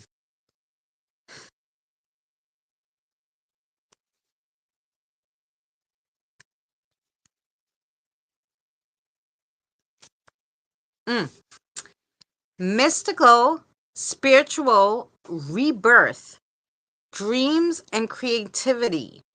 And there's also right now, because they said read the reverse too, and it was on reverse, so thank you. Sad anxiety. There's a blockage or a spiritual struggle of sorts going on with you. So that's the anxiety and stuff. Of course, everybody has it, but the spiritual blockages, maybe you need a cleansing, my love. An energy cleansing, though, like clear your body of like negative energy, and this could be people energy too. All in all, pretty good, Diane. Lovely. Good night, Scott. Much love to you. Thank you, Lou. Okay, Autumn. Autumn, if you can read Christy's card, that'd be lovely. And then I'll do astrology for Andre. And then we will do Kim.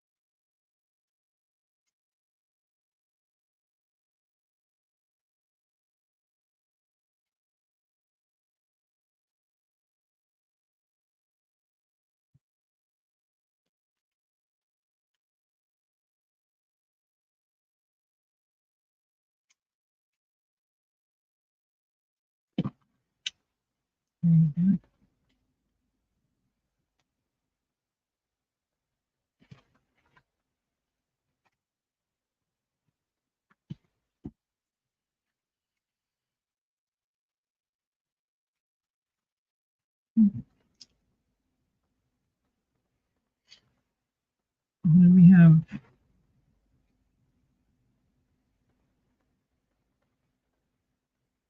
they picked two, Christy. We have this one is Wisdom Guide. Wisdom Guide is here to help you with taking in new information and teachings, whether you are taking courses, going back to school, or learning a new skill or craft. You will find that you are able to process and retain new information even more easily. Wisdom Guide also helps you gain new insights and understandings through the intuitive channels, turning your knowledge into wisdom. And the second one,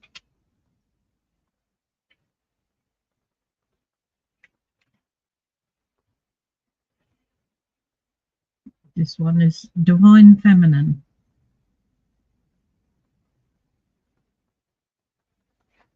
This card asks you to begin operating more from a feminine flow of energy.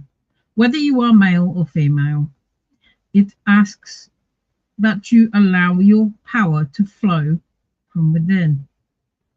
Instead of using force, be mindful of using a gentle approach to people and situations. The role of nurturer and healer is important for you, and these gifts will blossom when you allow them to naturally emanate from you.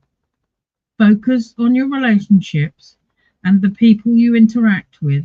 You will find that more will be accomplished whilst creating peace and harmony for all involved.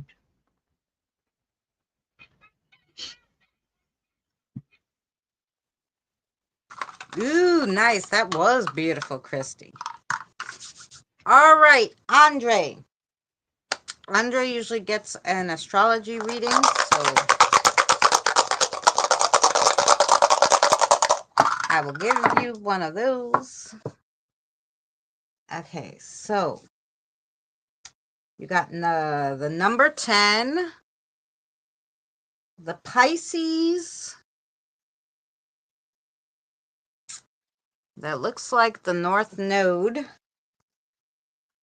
Yes, the North Node. Pisces, number 10.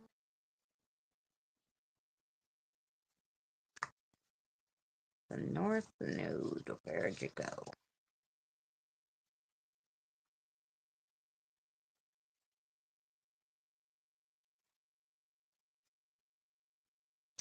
North Node. Okay.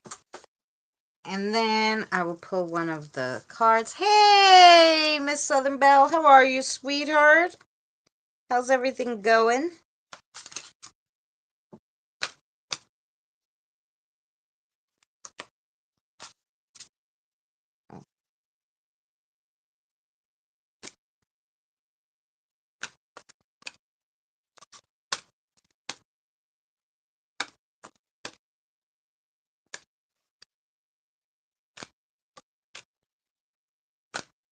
We're hanging in there, Miss Belle. I think they just...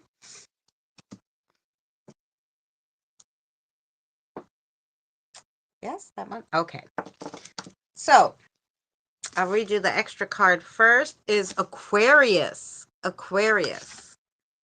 Flow like water with every change. It stands for intellect, idealistic, and original.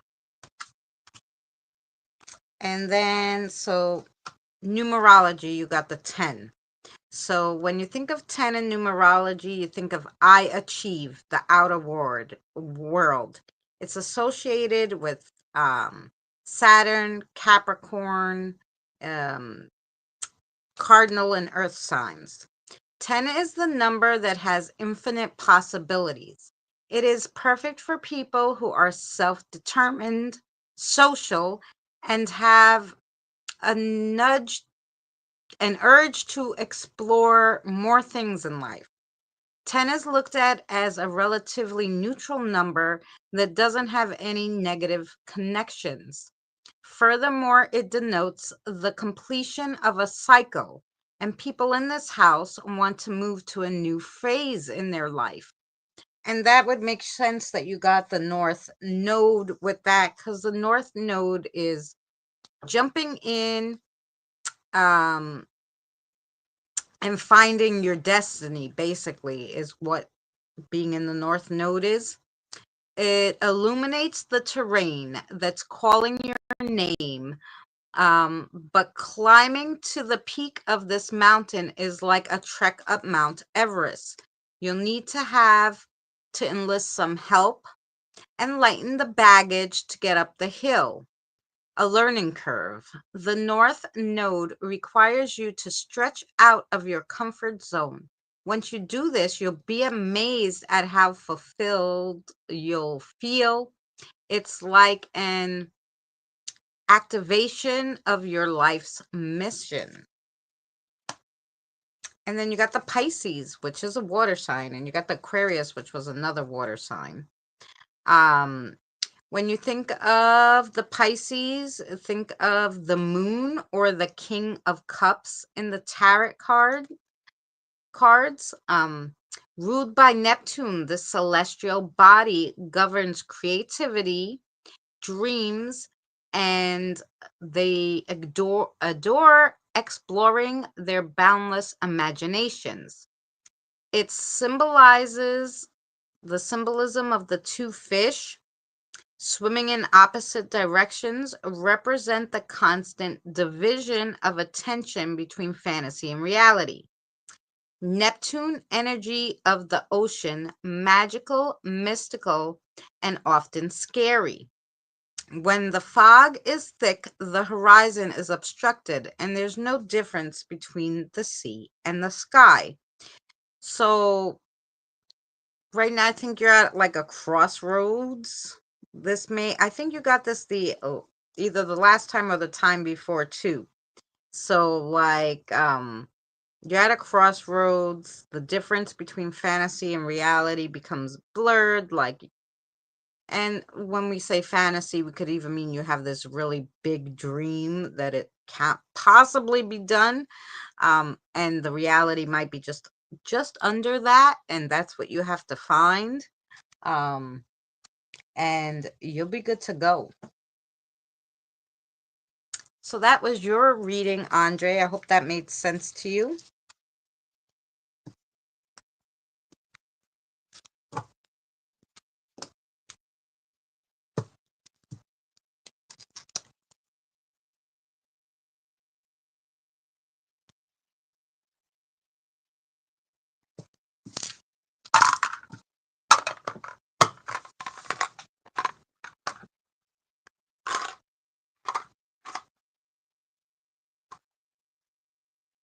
And Andre, did you want a card from Autumn?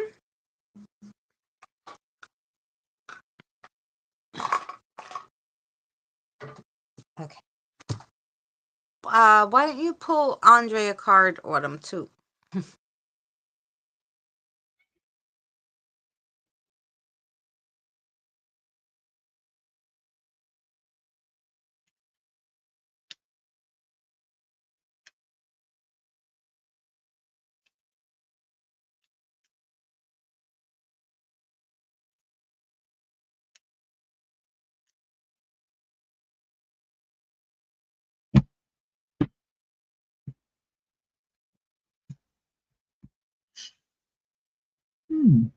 Interesting.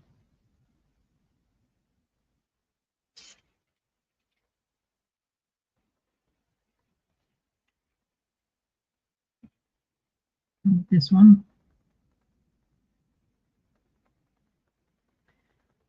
Which is receiving. Energetically, you are beginning to draw in the loving people you need to help you move forward on your path and in your life. These people offer you both emotional and spiritual support so that you may see and feel your own value in the world. Remember, you have just as much of a positive effect in their lives as they do in yours. While what you have to give is very important, it's just as important that you allow yourself to receive too. In doing so, you are creating a beautiful energy exchange of growth and support for all.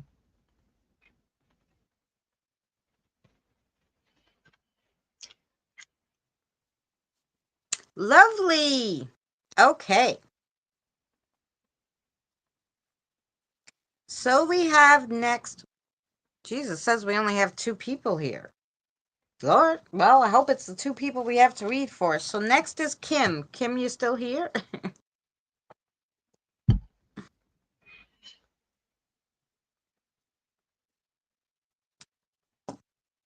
We have Kim and James.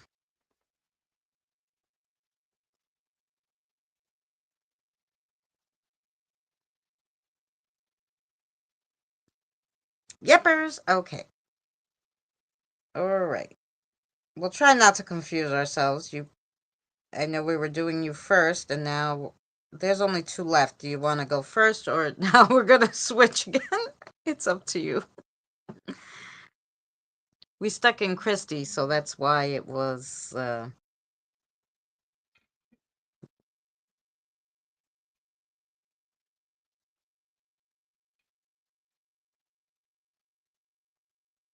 Yes, no, maybe so. Well, the I don't video. mind. Oh, really? The video stopped. I said, do you wanna just go because we stuck in Christie, so we got off our trend, but you wanna keep going. You wanna do Kim next, and then I'll do Kim, and then you'll do James, and I'll do James. Yeah, that's fine. Yeah. Okay, so I'll shut up while you do Kim.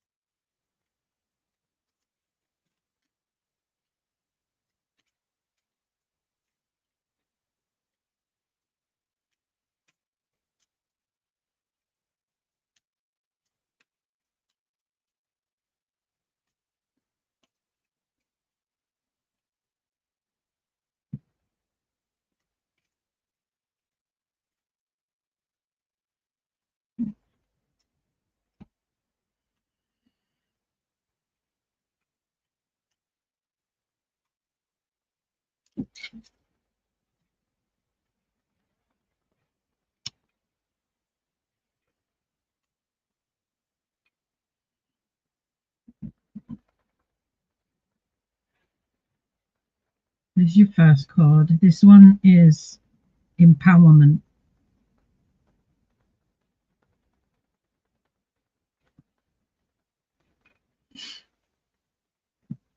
This card shows a gentle yet powerful opening and energy flow of the third chakra, the power center. Through your own willingness to stand tall and be all of who and what you are meant to be, you naturally vibrate a dynamic energy that has a positive and empowering effect on others. Through your own acts of self kindness and self love, you have given yourself permission to shine a gentle and loving strength. This is exactly what the world needs right now. You are giving the gift of self empowerment to everyone you meet. And the second one is, if I find it,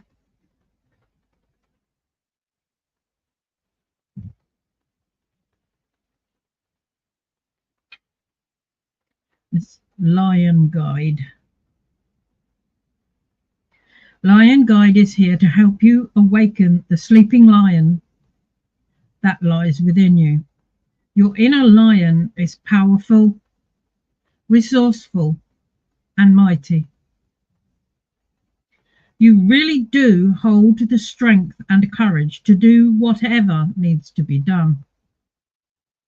It is time to let the world hear your roar. Lion Guide is here to help you realize that you do rule your inner and outer worlds, and to energetically claim your throne as the rightful ruler of your kingdom. Once you do, you will step into your role as a leader with ease.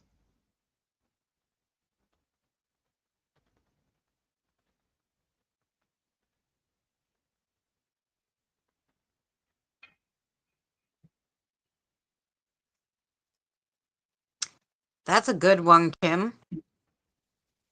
All right, let's see what they have to read for you, Kim. Yeah. Oh, yeah. I got a little someone in my ear going, superhero roll. That sparked. Okay. Um, I don't know. I don't know if that's that's one of her guides. Um, he's funny. Okay, what do you want? Okay, so you want to read it how? Okay. We're gonna do the past, present, and future ones, um, but we're gonna read them. We're gonna read the three card spread as just future, if you know what I mean. Just future. Future and present, I should say. They're not gonna do the past. So let's see. Let's see. I understand what you're talking. I understand.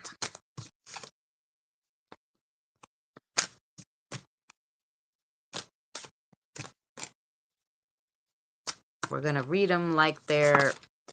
We're gonna read them like they're regular cards, I guess. Like, you know, like the now and the very close future.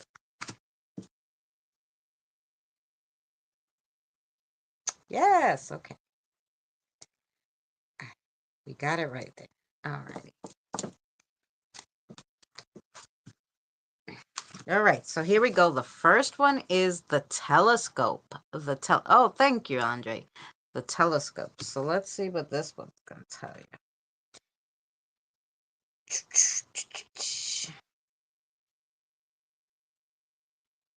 19.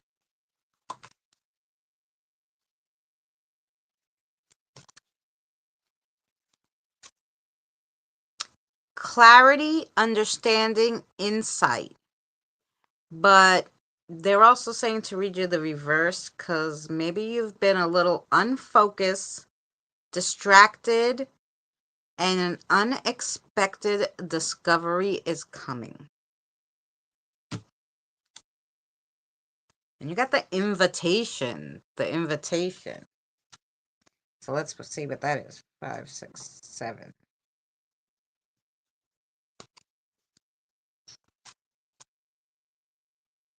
Opportunities, inspiration, courage. Um, it also means to reach out, celebrate, and connect. 5'2".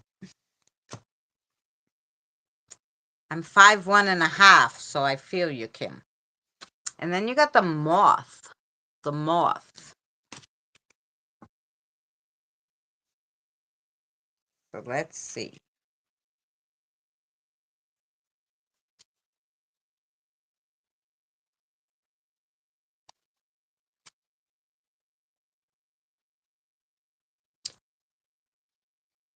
Good Lord.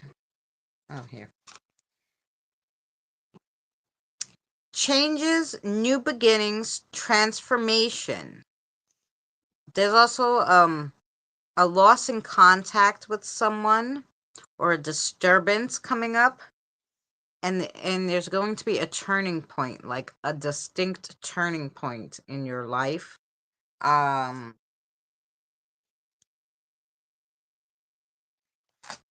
can't tell you whether it's good or bad, but there will be a very distinct turning point. Like, you'll know it. You'll be like, okay, totally going this way. Totally.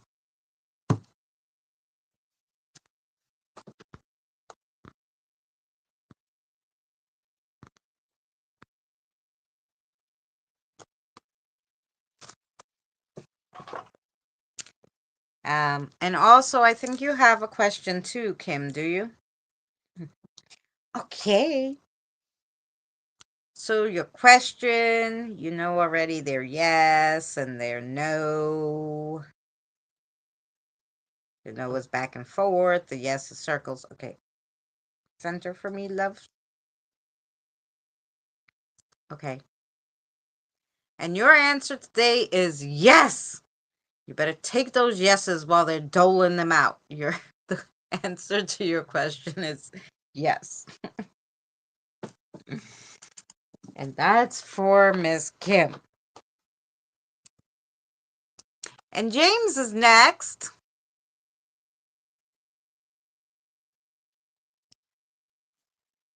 And I know James is still here.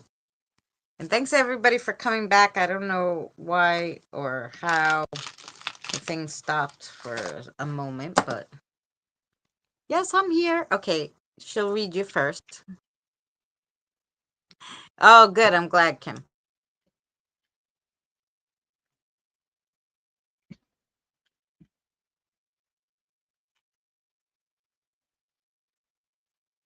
Well, that was quick.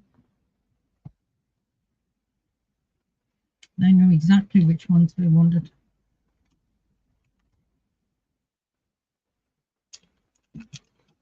I hope you're paying attention, James.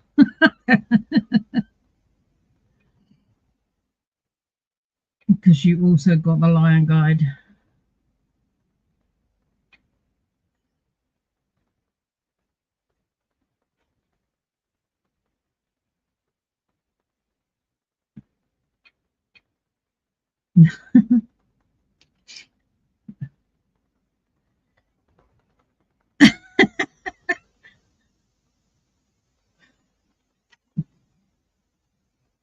I can read it all again if you would like me to, since I've just read it.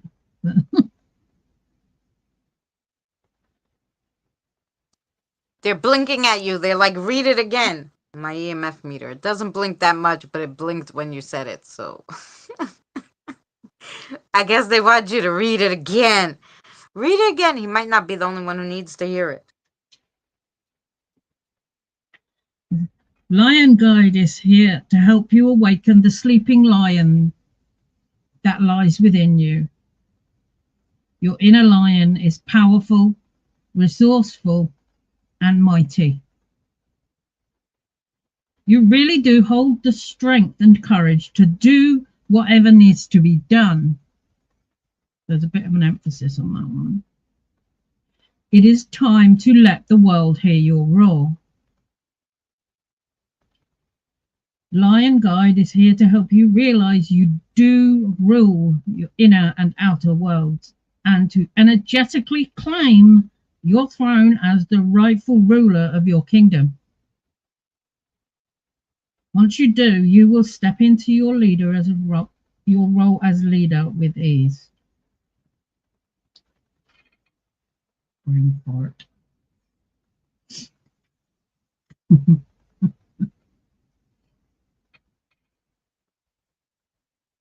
And the second one is expansion.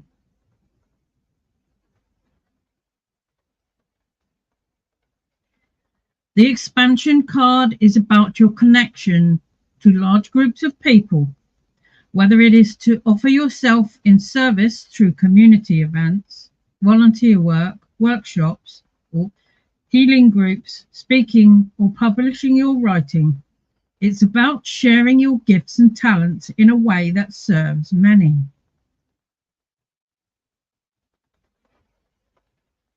On a more public scale. In doing so, your energy reaches far and wide, having a meaningful and powerful effect on all those lives you touch. Now is the time to really put yourself out there.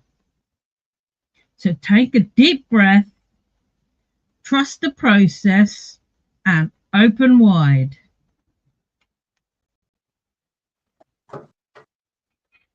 Oh my God, everything's rolling around out there. I'm going to have to go out after the live stream and pick everything up. I don't know what's going on, but it is windy. Alrighty. And I have some cards for you, James.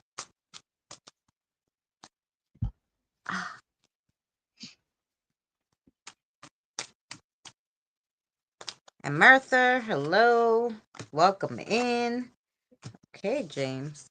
Would you also understand, James, that I'm getting some wagging fingers? You delayed you delayed whatever this is. Uh-oh. You doubted yourself.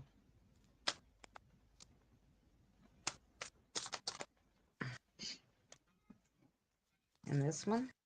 Because you spun it around. Let's see. You're getting my cards today too, James, but the other deck. Okay. That's what we got. Okay.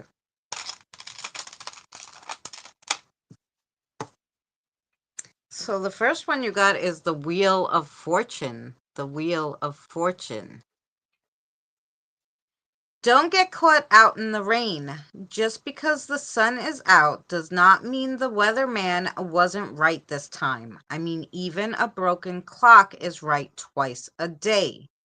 Look, the wheel is here for you to take a chance on.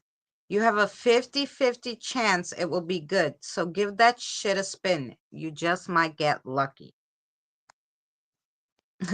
And then you got the Wine of Social. The Wine of Social. I'm just here for the booze, baby. This comes to you as a sign of fun and celebration.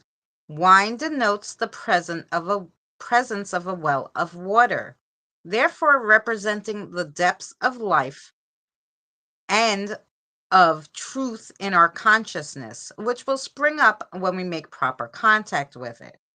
Basically, life's secrets are hidden in a glass of wine, so drink away. Basically, you have in your head everything you need. You just need the spark to go off, and then, it will all come together. Then you got the Tower. The Tower. You thought it couldn't happen to you, but it did. The lighthouse you are living in is falling apart, and you can't seem to fix it. It's okay. The fish swimming around the lighthouse let you know to look on the bright side. Sometimes you have to let everything all fall down so you can start over again, this time bigger, better, and stronger. So don't build on a weak foundation. Sometimes you just need to throw out your ideas and start all over again. Yeah. And then you got the Beach Boys of Scary Pentacles. The Beach Boys sing to you about good vibrations, specifically a woman sending those vibrations. The Eagles sing to you about their witchy woman. These women are one in the same, like a siren song luring you to potential danger and destruction. What happens when good vibes, good luck, and spirit of truth collide? You start moving away from the universe and its powers. So this is one that I really like this card. You could tell I wrote them, right? So anyway, this one is, don't let anyone or lots of things get in the way of really, your spiritual path is basically what this card is. And then you have the Ace of Social. The Ace of Social. Spiritual social work invites us to discover the hope and power of endurance that arises when life is faced with an expanded sense of our life's purpose. This includes understanding on a soul level. This card comes to you when you're needing to connect more socially with the people around you. It may be time to throw a party. So maybe you've been a little introverted lately and they're saying, yeah, get out there more. Now, just because you get out there more doesn't mean you're going to let them step in front of your beliefs. I'm telling him. Okay? Somehow I feel like your guides feel you were easily swayed by someone, and they don't want that to happen again. So I don't know the situation, they don't tell me. I'm just telling you that's the feel I get when they say these things. So kind of like she was shaking your finger about that, they're saying, you know what? Yes, throw a party, be a little social, get out of your shell, but don't let anybody stand in the way of your beliefs and don't let them sway you off your path.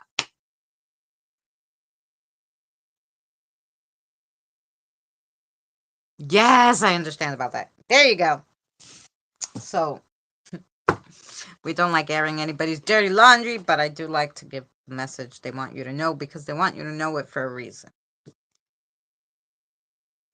Oh, good night, Andre. Much love to you. Thank you for coming by. You're welcome. Good night, Andrea. Anybody else here who didn't get a reading, who would like a reading, let me know. If not, maybe I'll have Autumn pull a card for me and I'll pull a card for her. I have been waiting to hear this. There you go. Well, they eased you into it, right? You got like 3 readings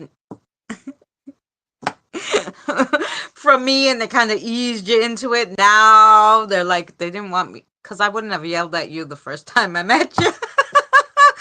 I wouldn't have shook my finger at you. So, I have a pendulum question. Yes, Diane. Of course, of course. Here we go. Well, felt nudges, but that was different. Right. Oh, yeah. Now they're imploring you. Okay, Diane has a question. Okay, Diane, you already know how it goes, right? This is yes, this circles, okay? Noah's back and forth. You know Diane's question? Okay, sweetheart, tell her the answer. Yes. Your answer is yes. There you go. Although she told me beforehand, she's like, anything they ask today is going to be yes, but I'm still showing you. They must already all know your questions because they're like, yeah, it's... More than they do.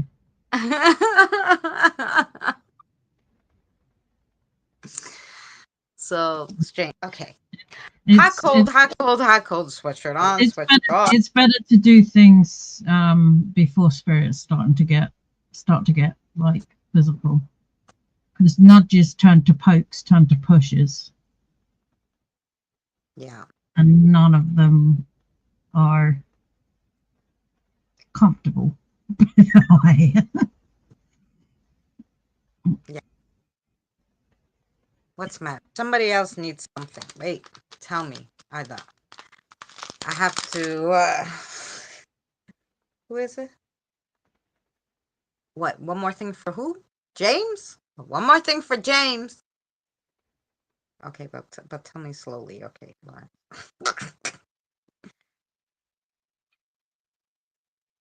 Don't go with Stop doubting yourself, James, or they'll start calling you Thomas. yeah. No, but they have another. This is a like a warning. Don't go with. This is just what I'm getting.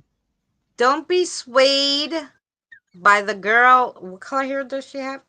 Reddish hair. I would say it's reddish brown. Like it has a tinge of red to it. Because I'm kind of seeing her. But don't get swayed. I guess that's the one they're warning you about. Don't get swayed by that chick, whoever she is. Okay. By the way, I don't know if you know her yet, but they definitely don't like her. Okay, is that it? Was that all that we... Yeah, we got it. Yay! Okay. I already met her. Okay, yeah, they don't like her, and I don't know, like, they're just extra warning. Don't... Not good, whoever she is. Okay. I blocked her from my energy. Good. But I have a feeling she's going to come back, and that's why they're just telling you yes. Keep staying away from her. Okay. Jeez. Lawrence, I'm like a psychic with you around. You just have to stay here. We'll just we'll be psychic together. She's a succubus and lies. Oh yeah. But she's a female, like a I don't know, I saw her as a human person, like a real person, not a spirit person.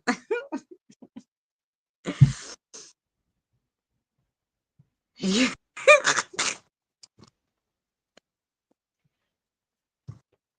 Yeah, they can be, they can appear in the form of. It could, because succubuses, I feel are Mhm. like, oh, she's real. Oh, do you call her that to just describe how she is? Okay, I thought maybe it was a real one. I'm like, really? Like she kind of looked like a person to me, but I got you. She's she's the real life succubus. She's one of the. She's gonna turn into Okay. a guy. Yeah, yeah. Yeah. They can do come onto the earth plane as humans Yeah. in order to, but it's Okay. So yeah, yeah. Make sure you've got your shields up. well, he said he blocked her from his energy, so that's good. Yeah, like I'm being asked to share what I do. I have what I do as far as like shields, especially for like the more vampiric energies. It's like a lot of people have like imagine the globe of white light around you. Well, I add um, a a black mirror protection around mine, so it reflects back to them.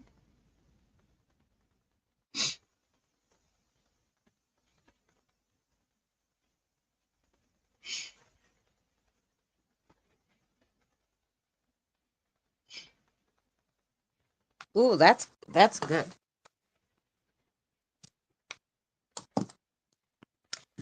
Okay.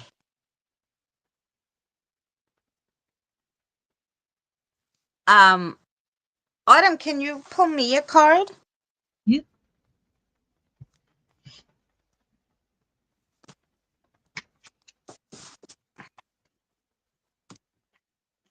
Yeah, return to sender. Yep.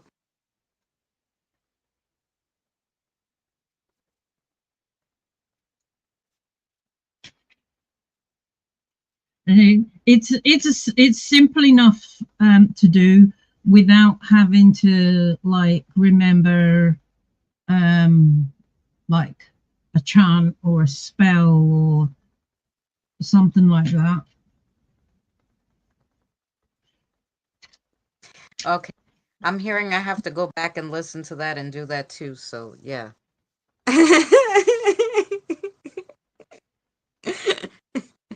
No, Diane, no.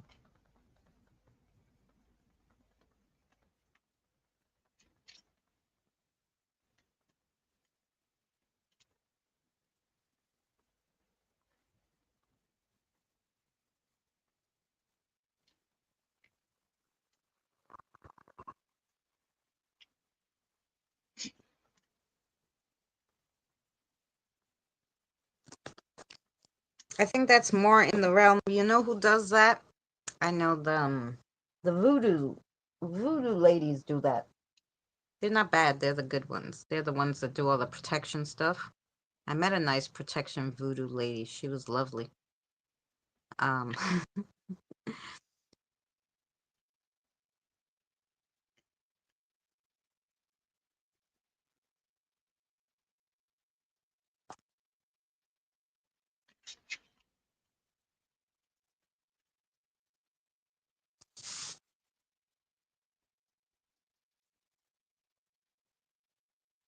Yeah, return to sender is not a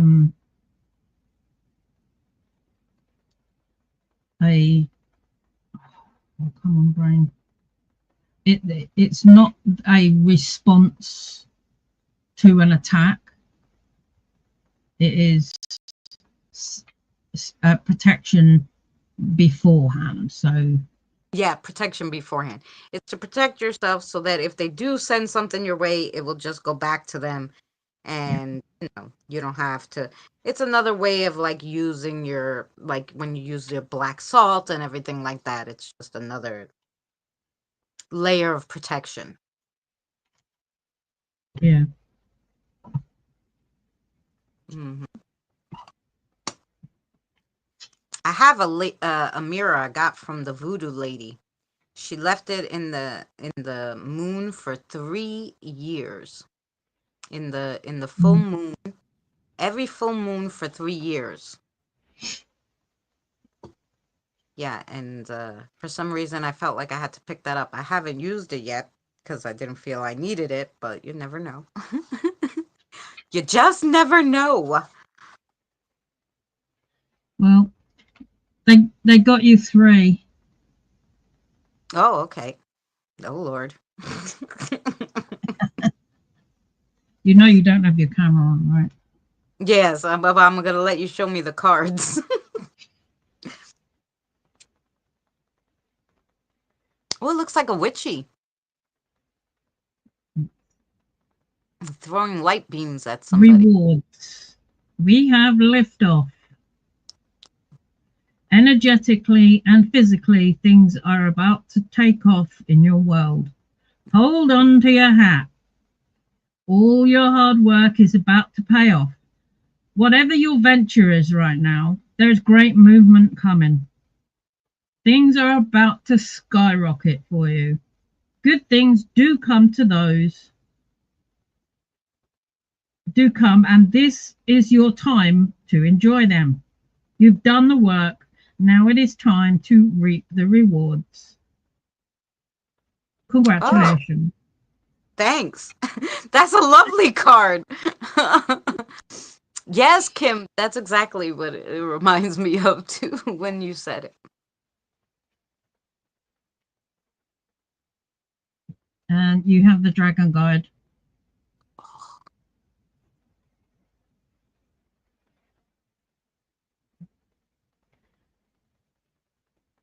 The dragon is here to help you take a stand in your life. Others may have strong opinions about what you should be doing or how you should be doing it. It could also be that others are interfering when they should not be. Dragon has come to help you stand firm for what you believe is right, even if that means breathing a little fire to get your point across. Don't worry, it will be okay. Dragon is here to help you claim your power and your right to live your life as you see best.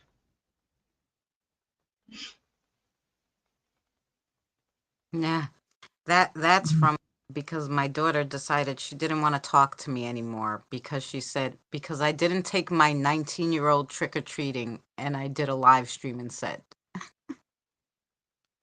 Yes, yes.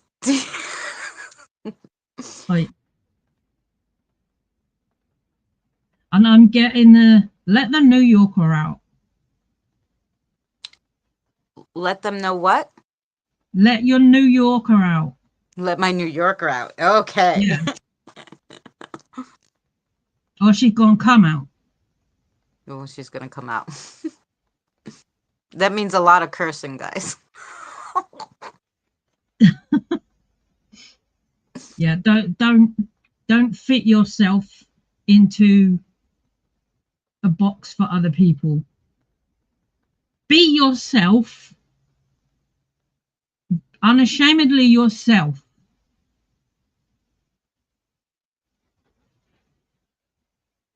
That way, being your true, authentic self. Yeah.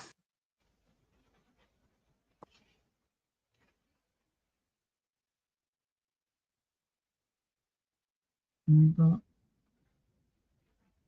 this one, which That one's pretty too. You read that one for someone, I think, right?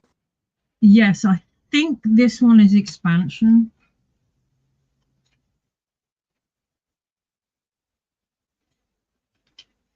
Yeah. Yeah. I think it was James. Mm. This expansion card is about your connection to large groups of people, whether it is to offer yourself in service through community events, volunteer work, workshops, or healing groups. Speaking or publishing or writing, it's about sharing your gifts and talents in a way that serves many on a more public scale. In doing so, your energy reaches far and wide, having a meaningful and powerful effect on all those whose lives you touch. Now is time to really put yourself out there, to take a deep breath, trust the process, and open wide. Hmm. I might have to become a politician, guys.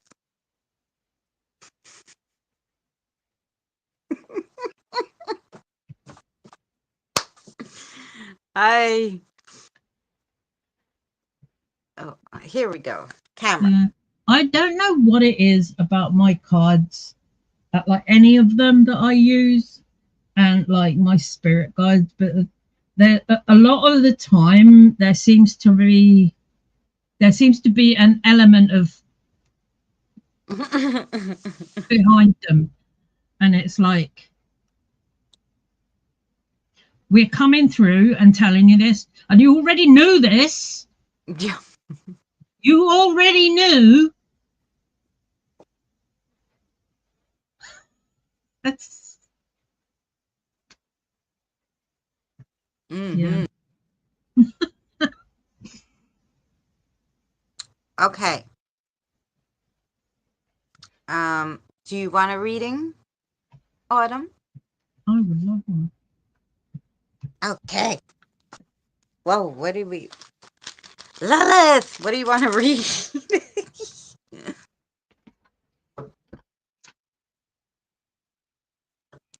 Okay, you want to do the pink ones? She seems to be excited about the pink ones. Let's do the pink ones. You mean these, I'm assuming. The pink ones for you.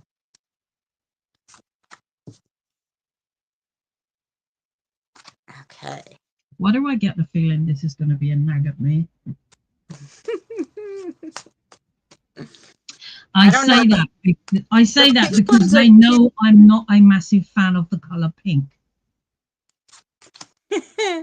Well, I think Lilith is, though, obviously. She was very excited to say the pink ones, so I think she... Yeah, because she knows what my reaction to pink is.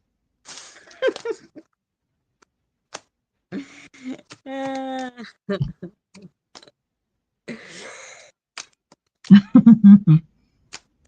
And she knows, and she's probably laughing. ah, you're okay. Oh, ah.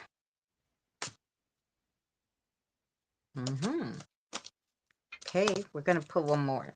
Because these are kind of light-hearted, so...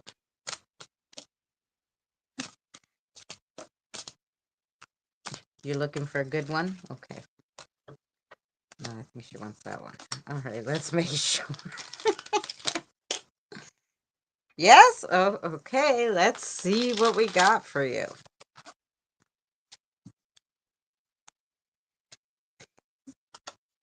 So the first one she threw out at me is the alpaca. The alpaca. Cute. Okay. Okay. The alpaca is endurance, patience, and fortitude. Then you got the makeup. The makeup. Number 15, huh? The makeup is imagination, embellishment, confidence. Ooh, then you got the fairy. Okay. The fairy is magic, enchantment, and charm. Oh, and then you got the mermaid. What? The mermaid. And All right, Lily. All right, Lily. the mermaid is temptation, fascination, and allure. And then you got the lunchbox. Oh, God. Come on, Lily. The Jeez. lunchbox is nourishment, substance, and abundance. Oh, God. And I'm assuming you know what all that means. Yeah.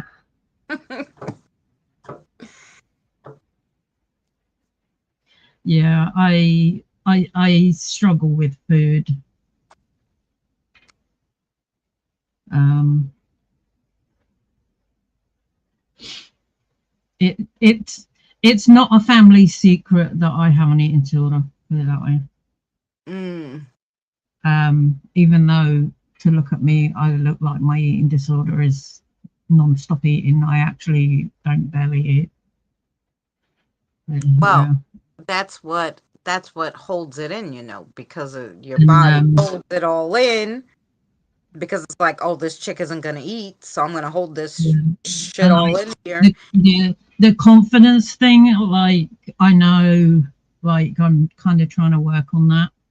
And she knew that I was starting to have the um Setback. yeah, Mm-hmm. you keep going. Yeah, and the magic um allure, and yeah, yeah, I keep feeling to like I've a lot of my self view. I don't have like like a positive like view of I just heard mm, the magic is in you. mm, it's like my body, because of having like multiple illnesses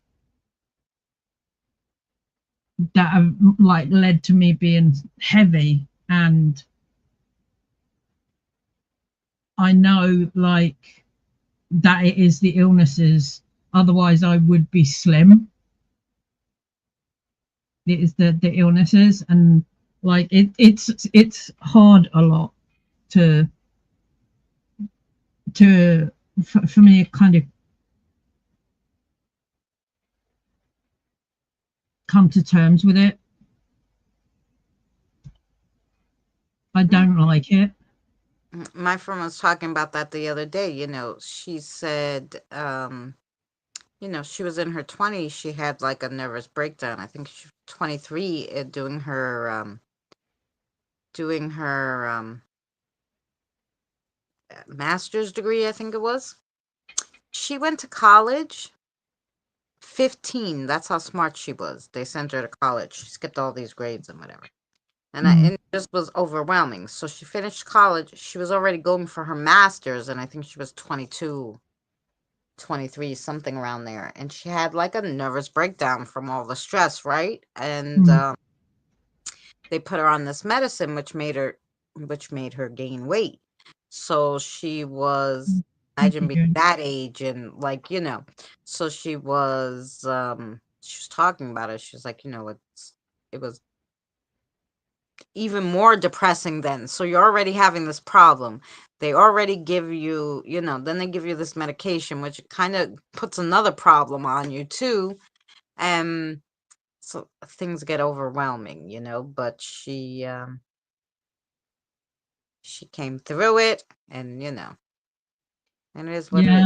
I mean, like, it's something that Um, I've I've been working, like there's a lot of things that um like essentially the pandemic for me, actually, like for a lot of people, the forced introspection, um like makes you look at the things that you are too busy to look at. Like, so you can't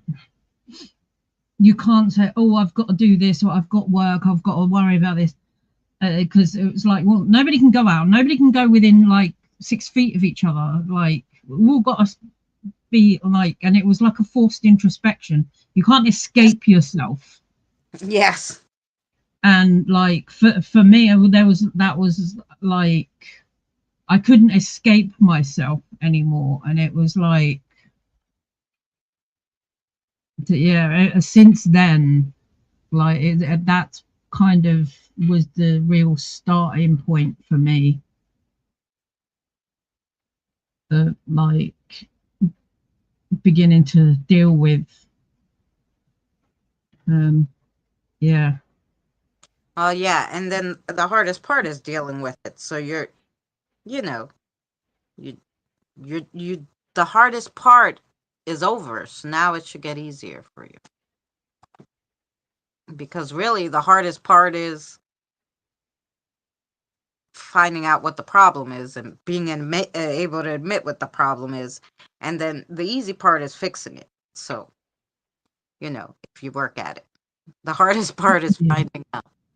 I worked during through that and was in and out of people's homes, and I had never caught it.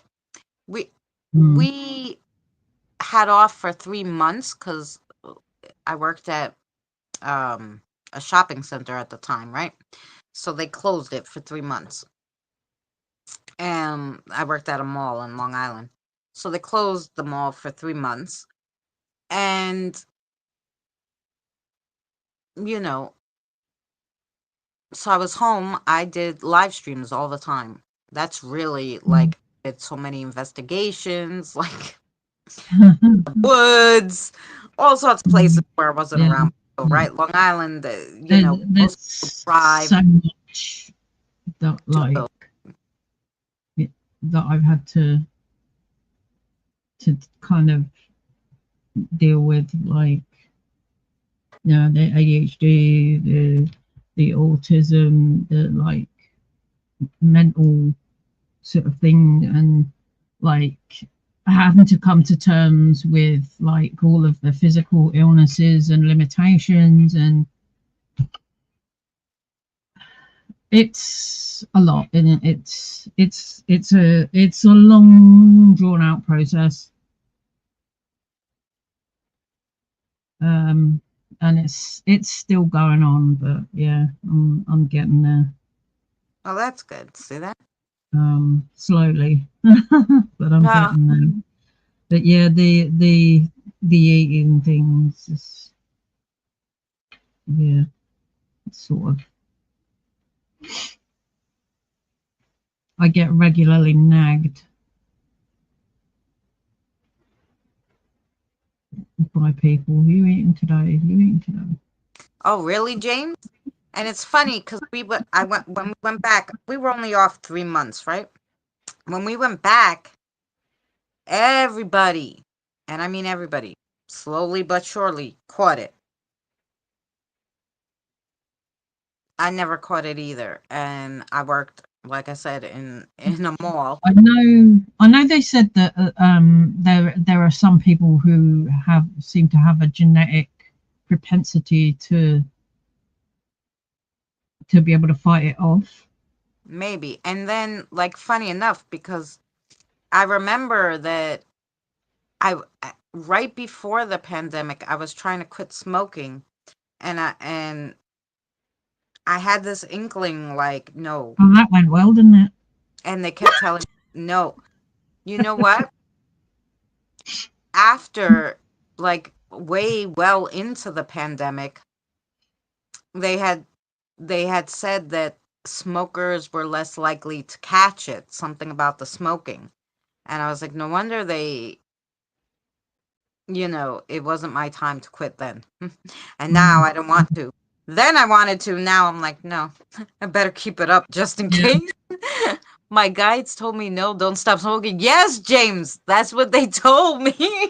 Basically, I was like, no, I'm not I supposed to stop smoking right now. used to smoke.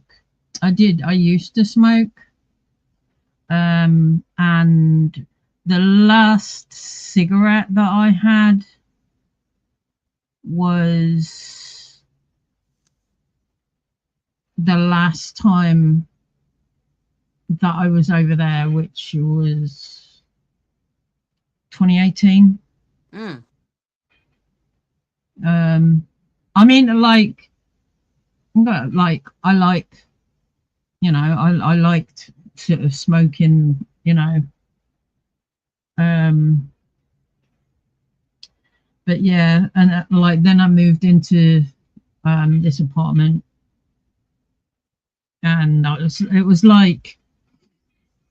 um, like I think it was as much me being an asshole to myself because that's kind of how I rolled.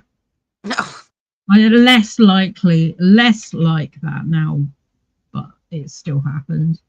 But Mm-mm. yeah, it was like, oh, so if you want to smoke, you're gonna have to go out and stand on the freezing balcony in the middle of winter if you want to have a cigarette. It's just like me being like, Well, good. You talked yourself out of smoking. You saved yourself from another mess. Maybe, who knows? But they told me the same thing. That's like, no. And then we found out smokers don't get it as much, right? I never got the shot either.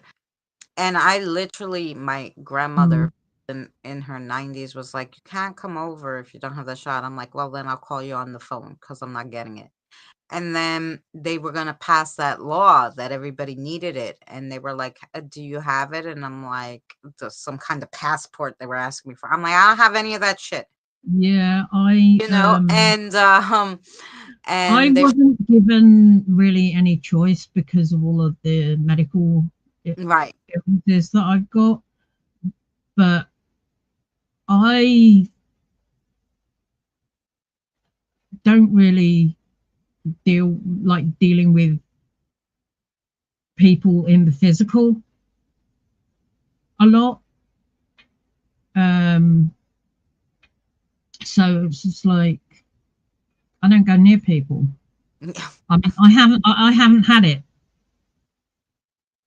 Right. I have not had any of the variants thus far. Mm. Yeah, no, I haven't. Um, I haven't that I know, but I haven't been sick either. I got sick once. Um, 9 months after COVID, I went. They kept bothering me. I'm like, I don't need a COVID shot. I don't need to be checked for COVID. I just have a sore throat. I need you to give me antibiotic. And they were like so fucking pain in the ass that they took, all these stupid COVID tests. And then they were like, oh, well, you don't have COVID. I'm like, I fucking told you that. And they're like, well, how would you know? yeah, I'm like, I yeah, know. it's almost like that freaking Oh, that thing was thing that annoying. they had, and it was like, Yeah. no, like I Yeah. am not sticking that shit in the back of my mouth and then up my fucking nose. Yeah.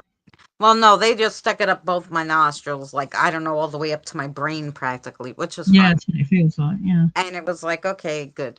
And then, Oh yeah, over here we had to do it in the back of the throat first, and then up your nose. oh, no, here, no, we didn't have to do our throats. Ew. Goodness.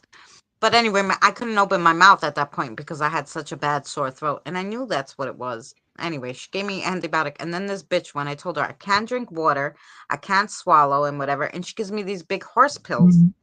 So when I went to the pharmacy and they handed me the bag and I shook it, I was like, I can't take these. Like, this is how I was talking because I could barely open my mouth. That's how swollen my throat was.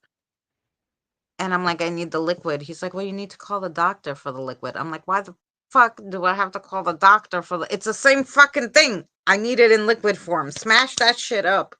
and, the, and then I had to call my boyfriend. I'm like, could you please call them? I need the liquid, you know.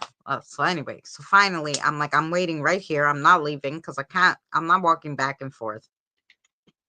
Whatever. And they finally got me the liquid. But what kind of dumbass? Like I told her, I can't drink, I can't swallow, I haven't drank anything in 2 days. Why in the hell would you give me these big ass horse pills? Like, what kind of dumbass? This is how dumb these people are. This is why I don't go to the doctor anyway. But I never got the COVID shot. As far as I know, I never ever had COVID. And that was the only one time I've been to the doctor in 10 years, and it's the last time I feel like going. But now, except for an x-ray that I got for my back, for them to tell me, well, you don't have a broken bone, so it must mean you have a tendon or a ligament or another joint problem that we can't see. You need a CAT scan or an MRI, and I didn't have insurance, so that didn't happen. But anyway, so yeah. I have. You're back, Evie? Yeah, it's like, yeah, it's like it, you know, like I've always been, um, don't touch me. Like, and it's, you know, it was always like only certain people I will allow to give me a hug, like physically. Yeah. Um,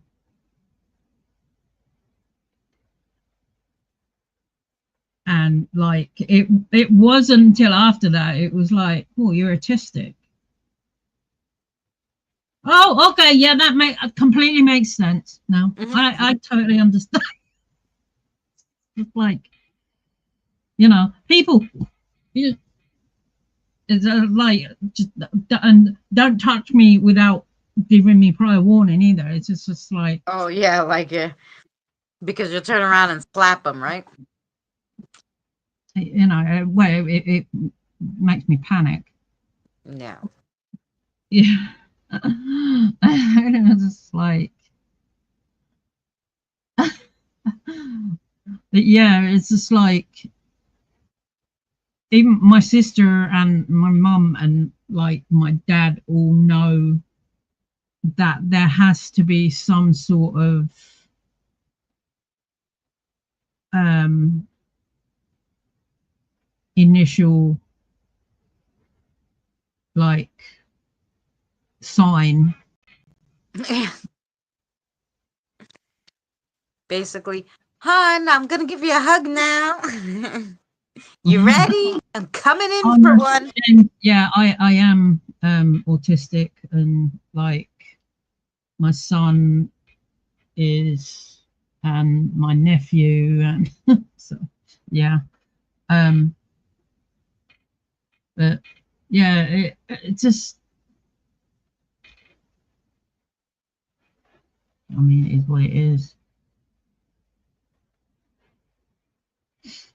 But yeah, it's just excessive amounts of people. No, you know what? I used to love, being around people and hanging out and doing things. Um, it's only recently where I'm like, no, do I really want to hang out with anybody? But I also think it's more of it now to a spiritual aspect of it. Cause like sometimes I can't, like, if a spirit starts really, really talking to me, I can't, like, just keep ignoring them because it's rude, but B, they'll really annoy my ear to the point where I'm like, I'm in pain, you know? So then I'm like, okay, so I'll have to stop and be like, you know, I don't know. I stopped, like, I stopped my sister. Like, we were talking, and all of a sudden, I'm like, excuse me for a second. And I just, like, was like, turned around and said to the spirit, look, are you wanting to cross over? I said, because if you want to cross over, we do that later at like 9 o'clock. So just talk to the guides. Like, you don't have to talk my ear off. Like, you know? And after Yeah. that, No, like, it's that's fine. It's after fine. that, that's when my family was like, oh, you're, you know, you're crazy. And I was like, whatever.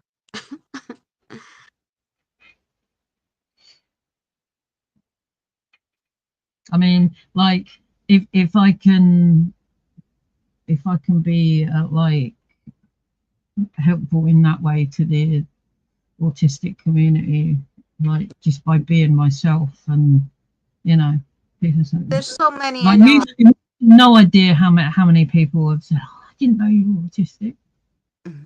But because there's such a wide range on the spectrum, you know, it starts Yeah, from very it's little to all the way. society's preconceived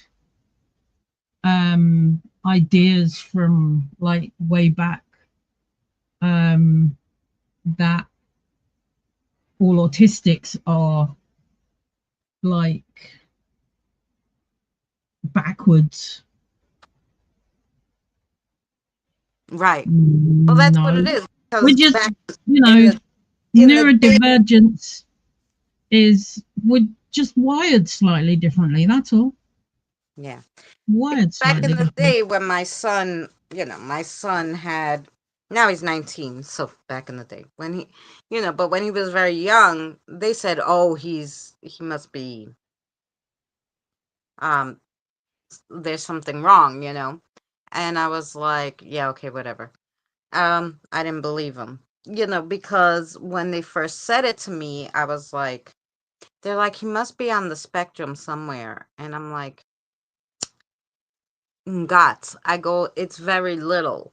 You can't just be labeling these. You're going to give them some kind of preconceived, you know, notion of themselves. I mean, he's 5. You can't be telling him he's autistic because he Mm, wants to be a yeah, T-Rex today. yeah. Like, you Back can't in the tell day, those kids that, you yeah, know? yeah. Back in the day, it was very, you know, it was like to tell somebody that they had ADHD, which, like, oh, hey, me again. Um, but to tell somebody that they were ADHD back in the day, it was like, oh God, they're going to be loaded with Ritalin, Well, that's the whole thing, too. you That's what know. And they it's give you. just And I like, was like, nope, you're not giving my kid that. you know, it's just, you know, like Ritalin was just like the first drug that they tried out on that, but like now it's like when we're seeing that ADHD is also a spectrum. It's not this or this. So it's like, Right. Right, and everybody's in a different place on the spectrum. Wherever my and son it was, varies from day to day, hour to hour. It's just, right, my son grew out of most of those things. So to me, thank goodness I didn't give him medicine because he didn't need it because he grew out of them. Like he would have a problem with different textures. Um, he had a problem with like the colors. Like I put black jeans on him and a black shirt, and he said, I can't wear this to school, it doesn't match. And I'm like, you have black jeans and a black shirt on. What do you mean it doesn't match? He was 6 telling me this, okay? And he says to me, the jeans are a lighter black. And I'm like, of course it's denim and the other thing is cotton. But he was like, I can't wear this, you know? And I was like, holy yeah. crap, you know? He probably just doesn't tell you. Like, you know, Yeah, now he doesn't have it, it those changes, ticks, you know? like with my son, it's it's changed now, how he used to be, and like now he's grown up, and it's changed in its presentation. Yeah. Um, Well, a lot of it my son doesn't have now, and so I said to myself, it could have been just, yeah, maybe light on the spectrum, but not because he would never wear anything without a hood. All his shirts, anything he wore had to have a hood. In the summer, I had to find shirts, like really light shirts with the hood, and cut off the sleeves, otherwise he would sweat to death. Like he wouldn't wear anything without a hood. Like little things like that. Now, he doesn't, except on his sweatshirt will have a hood, whatever, but he doesn't wear a t-shirt with a hood. But he would, when he was 7, he wouldn't wear anything without a hood. Like, I think sometimes it's just, maybe what society puts on them too. It's not only that, they have something wrong with them. yeah, it's like you know.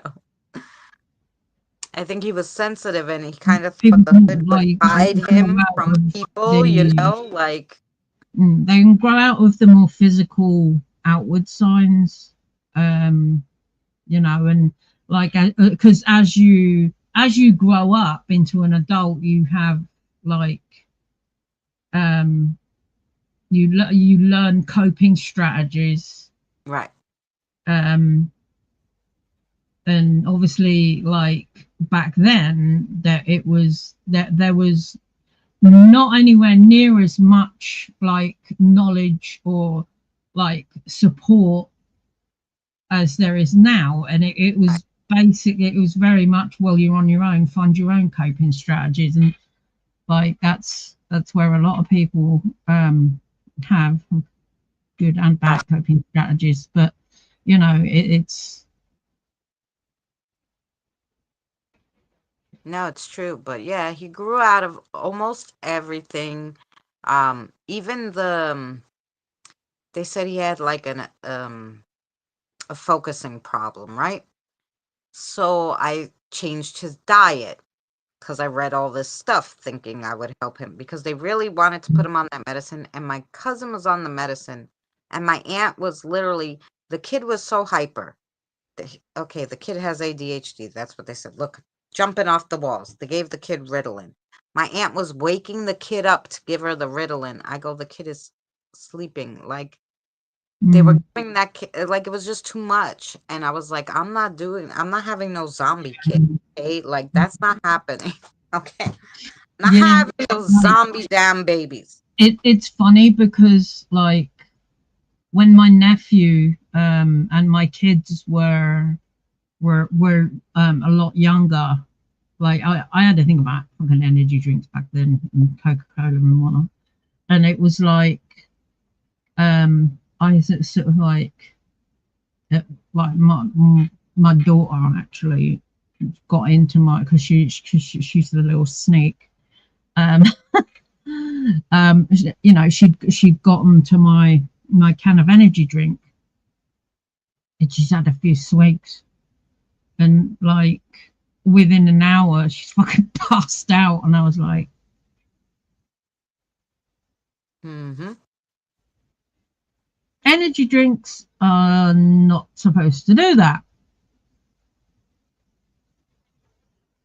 like because like for somebody who is not like ADHD, and that like you have like some form of caffeine, whether it's like coffee or Coke or whatever, and like it wakes you up so that you can do whatever it is you need to do.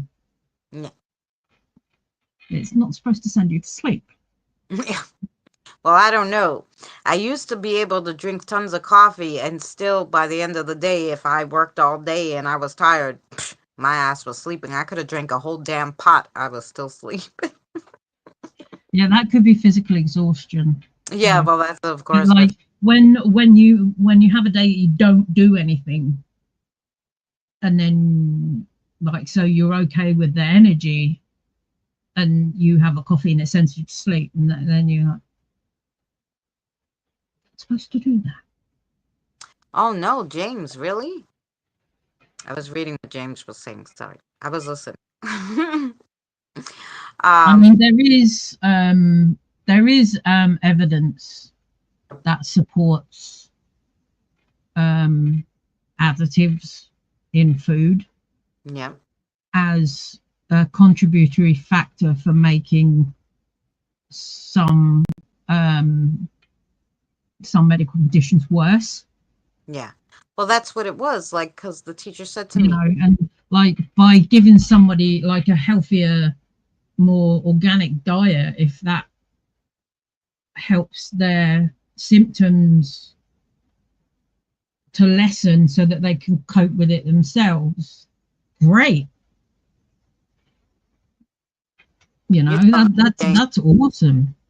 Because let me tell you, because my son, so they said he has trouble focusing. I said, okay. So I started reading up on ADHD, and it said that food coloring really plays havoc on children, regardless whether they have ADHD or not. It could even give it to them and preservatives. So that's what I did. I cut out all the food coloring, especially the yellow and red dye. They say that's the biggest thing you shouldn't Yeah, have. that And was that was one back of then, 19 years ago. the They knew it, they knew the yeah, that was one of preservatives the in two the food. that my mum took me off of. Hmm. Um, she started looking at the labels of things, and it was the two E numbers, E110 and 102, that stopping me from having helped my um, symptoms. I don't remember a lot of Yeah. my childhood No, it's true because for, so for I reasons that I won't go into on a live stream. But right. yeah, yeah, according to my mum, it just stopping those two. I think they're yellows. I Yeah. think. It was yellow number 40 and then it was red yellow, I forgot which color. Yeah, red is number 40, red dye number 40, and then there was yellow was a different color, whatever it was. I stopped those two. That was in like mac and cheese and all that stuff, and I got rid of anything that had preservatives. And within a month, the teacher said to me, "Hey, did you put the kid on medication?" And I said, "No." And she goes, "I know Mm. you were very against that, but what'd you do?" He went from like 40% attention span to 90 in a month. What'd you do? I said, "I cut out all the preservatives and all the food dyes." I said, when we want candy, order it from the Thrive Market. Back then, the Thrive Market was big. I don't even know if they have it anymore. And because it was very expensive to get organic in the supermarket here, and it didn't have a wide variety. So I would go on the Thrive Market and I'd get them like organic Pop Tarts and candies Yeah. that were organic and didn't have the food colorings, so that he could take him to school and still feel like a kid. And then just so he wouldn't eat anything anybody else gave him, I showed him a video, funny James, a video about how they make red dye out of bugs. And he was like, "Ew, that's disgusting." And I go, "Look, they don't have gloves on and they're all touching it." And it was like these women sitting around in like, I don't know, one of those third world countries, and they had like little mortal and pedestal, and they're taking the bugs and grinding them on stones, and everything was dirty. Myself was like, I am never eating that again. Yeah. So that helped, too, showing them that video. Anyway, so he would only eat the candies that I would give him. And like I said, because I did give him candy, it was just the organic without the dyes. It was all natural. Yeah, it was way better. Yeah, thank you, James. It's always a hassle.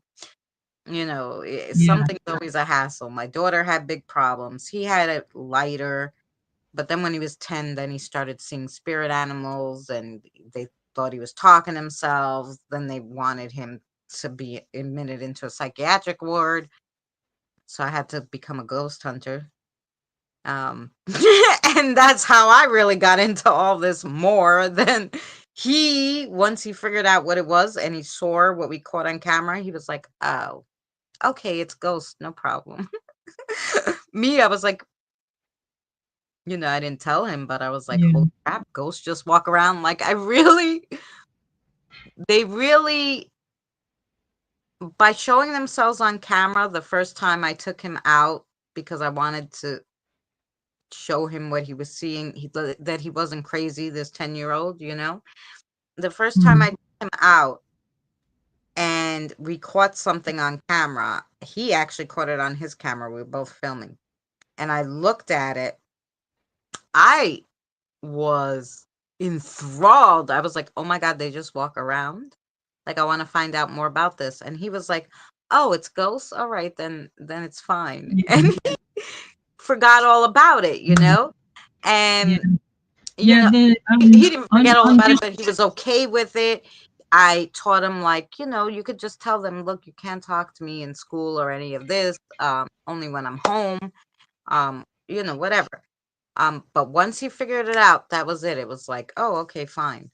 And yeah, it was crazy.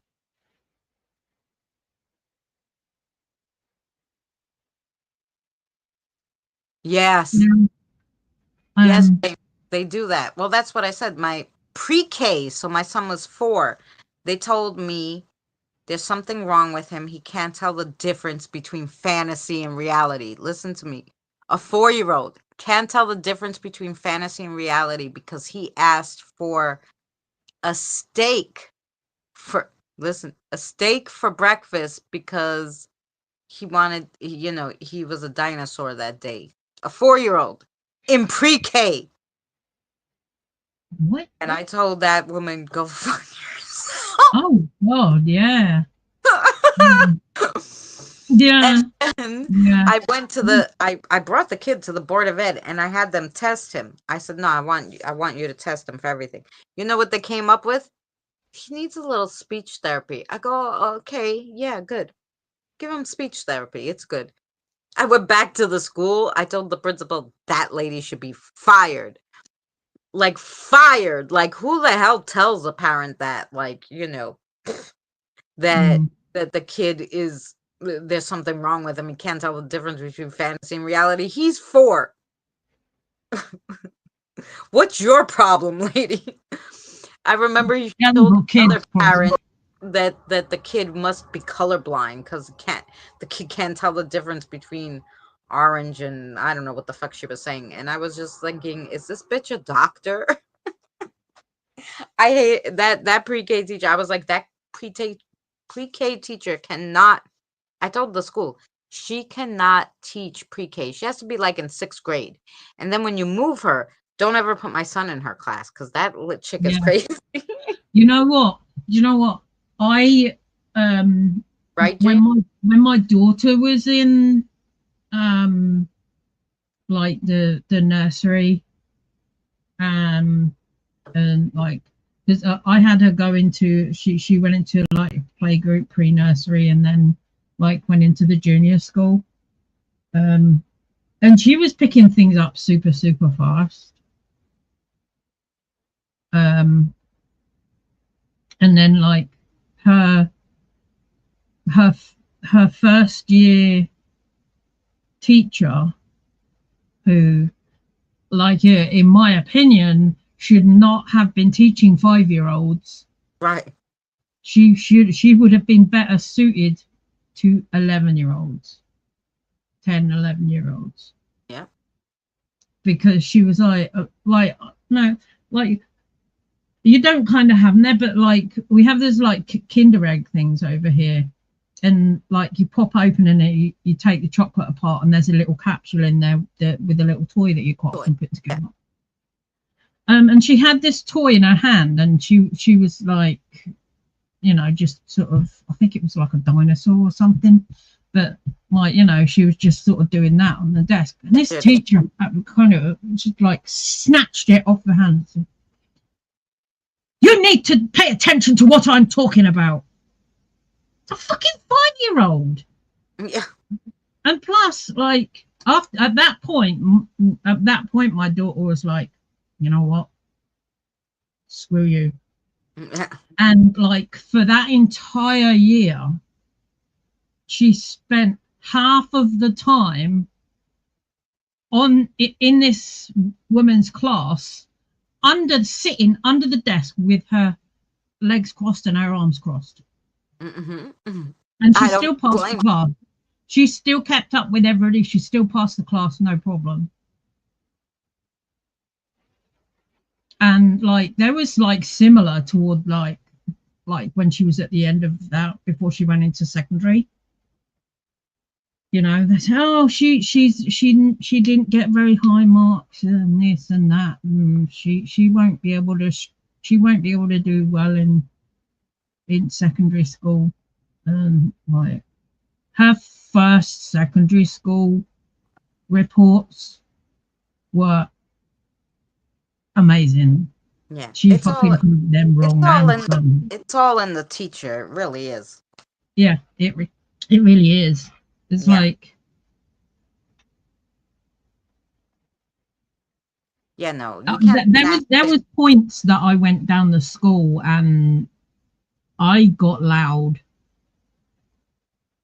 and I don't do that a lot, but I got loud, and this teacher was like, I don't know why you're shouting at me. Well, let's see now. You're telling me my kid is just hungry and that I should give her bread and butter before she goes to fucking bed. Are you mental? Fucking bread and butter. Why would you give the kid bread and butter Fat, before which they is go to sleep? bread, obviously, it's carbohydrate, which turns to fat. And to put butter on it, like, yeah, you want my kid to be fat? Well, besides that, I don't understand why before bed wouldn't you give it to them in the morning? So when their metabolism is working, you give them a good meal Yeah. in the morning, and then they'll be happy when they go to This school. woman, this woman was the deputy head. She was the deputy head. And she's like, I don't like it when you're shouting at me. Sorry, but you're dumb. Yeah. Sorry. Honestly. Like the teachers in that school, like honestly, like there was even one that my daughter corrected in the middle of the class, in front of the class. I just even to this day, I still fucking laugh when I hear it, when I think about it, because it's just like so dumb. Right. It was they were it was when like they had a short sort of thing, like history of like the US. It was very short, and by this time I'd already been in a relationship like with somebody over in the States Right. for years by this point. And this teacher, she's going on about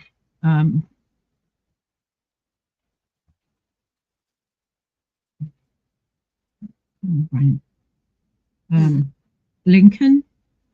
Oh. Mm-hmm. Yeah, he was the one that was in the theater, wasn't he? Yeah, when he got shot. Yep. Yeah, so she was going on about Lincoln and whatnot, and this teacher was, and she's turned around and she goes, "Oh yeah, he committed suicide." My daughter wasn't having that. She like stood up in front of the rest of the class and told this teacher that she was categorically wrong and that he was assassinated. He was shot. Yep. People didn't like it. But you can't change the history book just because you want to say that he. It's like, yeah, a 9-year-old. Yeah. A 9-year-old just standing up to a teacher like that, and I was like, good for fucking you. Yep, good on for you. you. I know. And like she had like a lot of the rest of the school, the kids in the school were like sweet. Yeah, Kim. because This is why the history's all messed up few because kids would teachers. have the guts to do that. I remember having two different school teachers back in the 70s. One who got very upset over the smallest thing. She would get all flushed, blood-colored red in her face at him. Um, I didn't have this teacher, thank God, but I'll never forget Miss James. And really, if you pissed her off, like, and she got pissed off easily, she'd do the craziest punishments. And I was in public school. I wasn't in Catholic school. I was in public school. And I remember we had her as a substitute one day because I don't know what the hell happened to our teacher. And so there was four sixth grade classes. So our teacher was out. They couldn't find a sub. So they split us all up and shoved us all into little groups in the other three classes. Okay. So I don't know what somebody did. Somebody said something. And I just remember her saying, ah, you know, really? And now the whole class gets in trouble for what you said, which I never understood that. Like, why should I be in trouble for what this idiot did? I had nothing to do with it, right? She took the whole class, which was like 40 something of us, right? Put us against the wall outside the classroom. So we're all lined up against the wall in the hallway. And we had to hold the chairs over our head for a half hour. I thought I was going to die. Hold our chairs up over our heads. That's so fucked up. It was craziness. The other revealed Yeah. she was a witch and taught us how to do light as a feather technique. And she taught us how to make. Wow! She made us promise not to Yeah. tell our parents. Yeah. There's a lot of people who should not be teaching. Oh, yeah. They really shouldn't. And like, yeah, for a myriad of reasons. Like, I mean, there was teachers in the school that like I always found like was super creepy, and I couldn't understand it, but I stayed the hell away from them because I didn't like the energy they were giving off. Yeah. Yeah, Now, for the most part, I had good I teachers. found I had out. a math teacher that couldn't I found teach out for his after I life, left but school why these people were creepy. Read between the lines. oh yeah, no, Yeah, and I was like, I know that. that's beautiful, James. Oh yeah, I would have liked a teacher like that. No, I had very straight and narrow kind of teachers, which was fine. The only two teachers that I could really say like, wow, okay, three was the Greek teacher. Was my Greek teacher in third grade. Um, she was very sweet. I just liked her. I'll never forget her, Miss Cartalis. And she was Greek, so and she had all this hair like a werewolf. And I was always like, I think she's a werewolf. Anyway, I liked her. Miss Cartalis, she was very sweet. And Mr. James, uh, Miss James, another Miss James, not the one who made us hold up the chair. Another Miss James in high school. She was like the best math teacher ever. If it wasn't for her, I would have never passed any. I wouldn't have passed any classes, any math classes. She like even when I wasn't in her class, I would go sit in her on her class when she was teaching sort of like the math I was supposed to be learning because she was the only one who could teach math. She was fabulous, fabulous. And Mm. then the person who um Mr. Marr, I'm sure that was his name. He was a science teacher, and I could see his face so clearly. And I'm sorry if I said your name wrong. Oh, poor thing passed a cancer way after I went into school, after I got out of school. But anyway, oh man, he was like the best science teacher, and he just made everything fun. I loved earth science, learning about all the planets and stars. That's back in the day when Pluto was still a planet. Now poor Pluto's just a rock in the universe. A rock in the sea of planets. Yeah, it's got another designation now. Oh yeah, the dwarf planet. It's a Um, rock. It's all yeah, sorts of shit. They don't know what it is. It's just something. What the yeah, fuck? it's Pluto's. It's on a slightly different um orbit. It's more of an elliptical orbit rather than. But yeah, I loved science at school, but It's a like planet to me still. That's like the biology classes I could you never. and me both. And like, because at one point they were like, "Oh, we're going to be dissecting this," and I went, "No, I didn't mind the no." lab part of biology. I was able to understand the labs. It was all these other things that I couldn't understand. And he's like, "It's your body. I don't get what you don't understand. You could tell me everything about all these planets and all this other stuff and you could do the labs, but you can't do the, you know, Mm, I could do earth yeah, science." like for me, I like cosmology, like in space stuff, but Yeah, yeah. also That's earth science um, based stuff. like Yeah, I like that. weather related stuff, like and the way things sort of are, Yeah. the way they are in the weather, and yeah, yeah, like I I I love that. Um, I like I always wanted Chemistry to was be okay, but like a that biology meteorologist, sucked. but I I don't have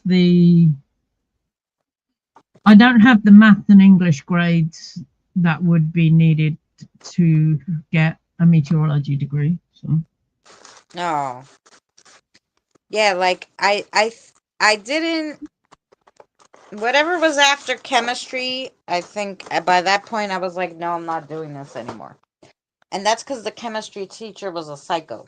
That's another one. I did all the labs, but I wouldn't go into her chemistry class, the actual class, because the lab, you would have the chemistry class, but then after, like, you'd go to lab only like 2 times a week or whatever.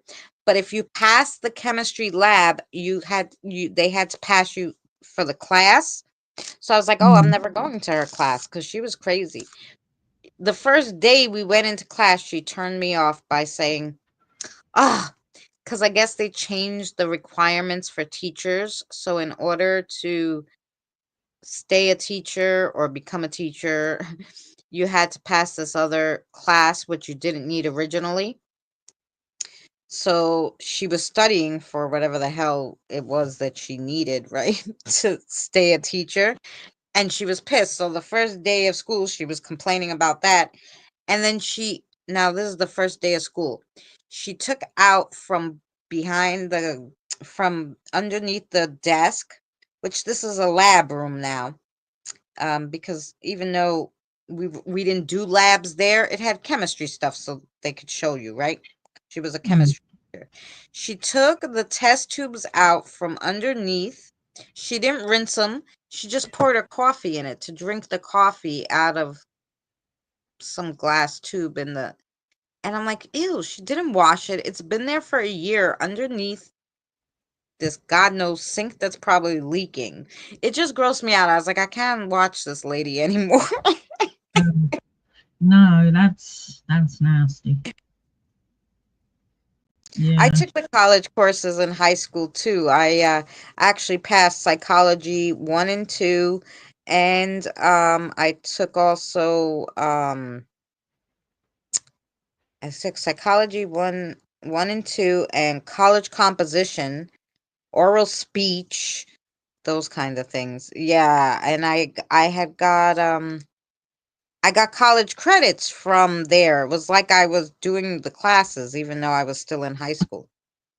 I'm gonna make a cigarette, so I'm gonna shut up for a second. Yeah, I mean, I probably could like retake some of the exams, um, and I'd possibly get a better score. But you know, it's nearly 30 years since I left school. You know, it's not really that much of a point.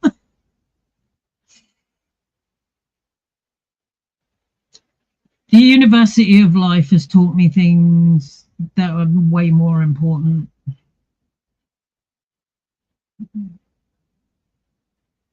Oh, you're telling me. But some things, when I was in school, it was helpful, right? Now they don't have any helpful classes. I learned how to make my own fishing pole and to go fishing with it. I learned how to sew like buttons on and a pattern, and God forbid I needed to make a dress, I could freaking make one, right? Um I Yeah, like I could sew a hole, things like that. I They taught you a remember little I remember cooking. having sewing classes and home economics classes. Yeah. All the girls had to do sewing and home economics. Yep, we had sewing, home economics, but you could do, like I said, I And like joined the fishing class and whatever. They let you do that. They couldn't say no because I was a girl. the the teacher who teaches it is as important as the class itself, because Yep. the way that they teach can make the difference of whether you learn or not. Oh yeah, definitely. And And I like I like cooking and sewing, but not at school. oh well, my parents worked, so they didn't have time to teach me cooking and sewing, right? If I didn't learn it in school, I would have never learned. So I'm glad that I learned it in school. And I think they should teach it because the kid, even Yeah, my son, will come to me. Can you sew on this button? I'm like, really? We still don't know how to sew on a button? you know, they don't know how to do it. Nobody knows how to do it. If the button falls off the shirt, you know what they do? They go buy a new shirt. They don't, yeah, they don't fix anything. They don't know how to yeah. Like I patch. can They don't know how to sew. do any of that. I can sew like using a needle and using a machine, but Uh, I I I learned how to do everything by hand because they didn't have machine. They didn't have the money in my school for machines. I learned how to make a whole dress, a pair of jeans, and everything by hand with a needle and thread.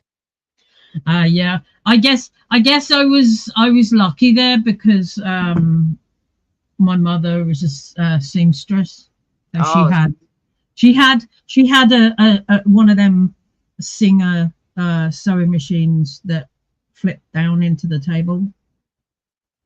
So I was lucky there. well, now Um, they have electronic violins that light up and do all sorts of crazy stuff, James. oh yeah, as far as music went, like I mean, there was the the descant recorder that Oh yeah, all kids learn how to play that. yep, Um, the recorder. uh, and like some kids were lucky enough to be able to learn how to play the violin, even though their parents probably hated them for it. Well, they Um, didn't give us band in school. They gave us um drama, art, and we had folk dancing, which was interesting. So I learned how to like do all these old time dances, which I really liked, but we didn't have band. We did kind of have band, but it wasn't like they didn't give you an instrument. It was more like you were in a chorus and they taught you about instruments. Mm, I don't know, it was weird. I I think maybe our school did have a band, but it wasn't like over here. It wasn't like anything like they like have out there. But Right. Yeah, because like it wasn't in band, it's music, in music class. music, they said, Music "Oh, what appreciation. what like instrument do you want to play? You know, do you want to learn how to play?" And like some people chose like brass instruments, like trumpet and whatnot. And me, like me being me, as you can probably well imagine, I was like, I want to play the double bass, and they were like, no, you have to learn the cello first. I'm like, I want to play the double bass. I don't want to learn the cello. I want to learn the double bass. And they said no, so I said, fuck you. Yeah, there you go. And like even now, like given that like I am officially moderately deaf, I would still, if someone said to me, "Oh, look, you know, we'll give you free lessons to learn the double bass," I'll be like, "Yeah, I'm in." Even now, I'll be Yeah. like, "I'm in." Love the double bass. Oh, you played the clarinet? That's nice. Yeah, that's what they called it. They didn't call it band. They called it a music appreciation. So we learned about music appreciation and folk dance. Mm. That's what Yeah, we had in there, school. there were people in my class that played the clarinet and the oboe, and I was always impressed because like those instruments that have the reed, you know, and like the flute, you know, there's like that delicate sort of the way that it's played, and I just knew that I could never do anything Right. like that. It's very fluttery. That was my problem too. I was very uncoordinated, so I doubt I would do good with an instrument any old way.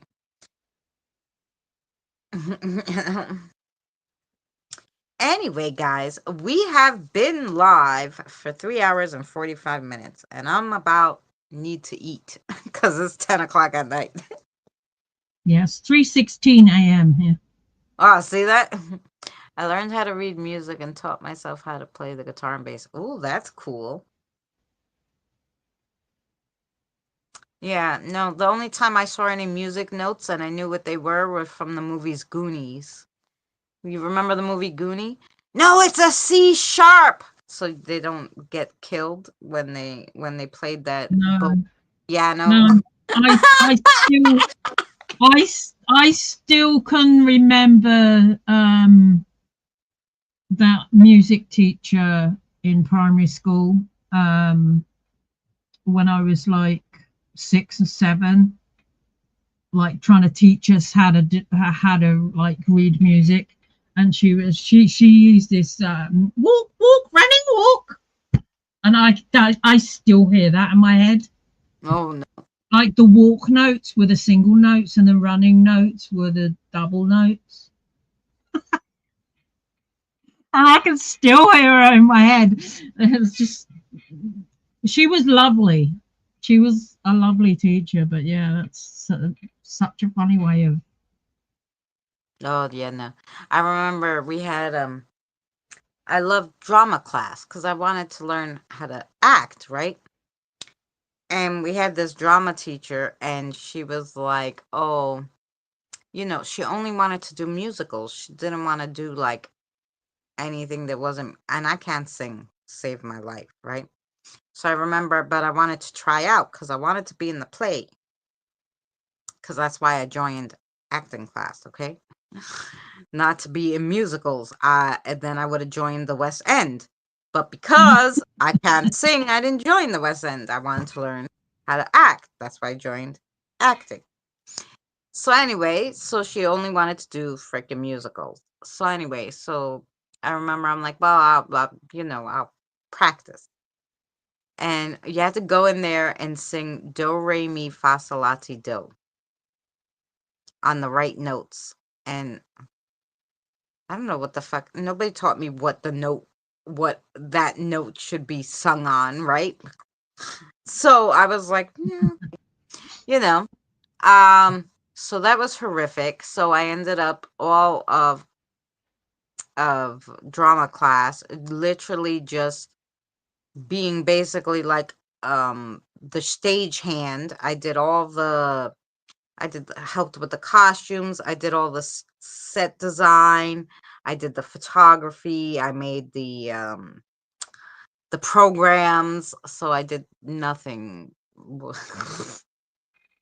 Yeah, Never. So that's why I am not an actress today, guys. All her.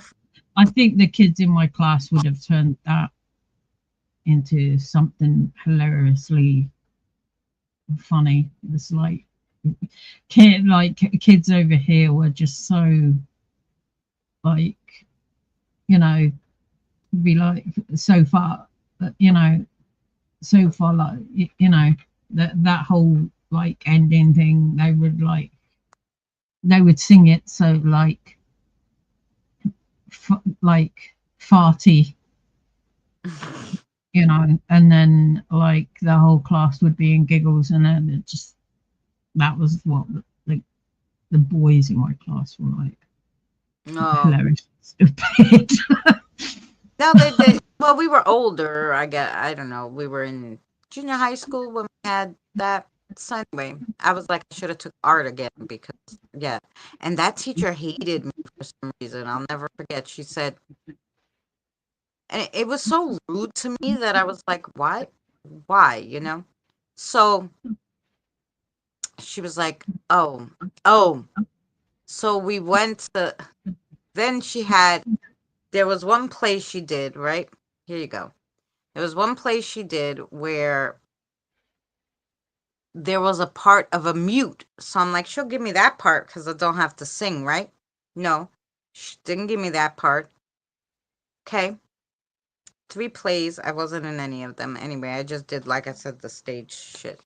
Anyway, she wouldn't even give me the part of the mute. So when the final came up, because now I have to pass the fucking class, right? So when the final came up, you had to do like this whole like scenes and everything.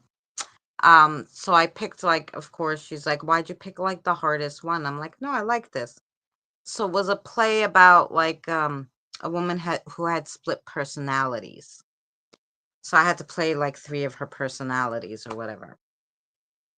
Like if they were 3 separate people talking to each other, but it was all her talking.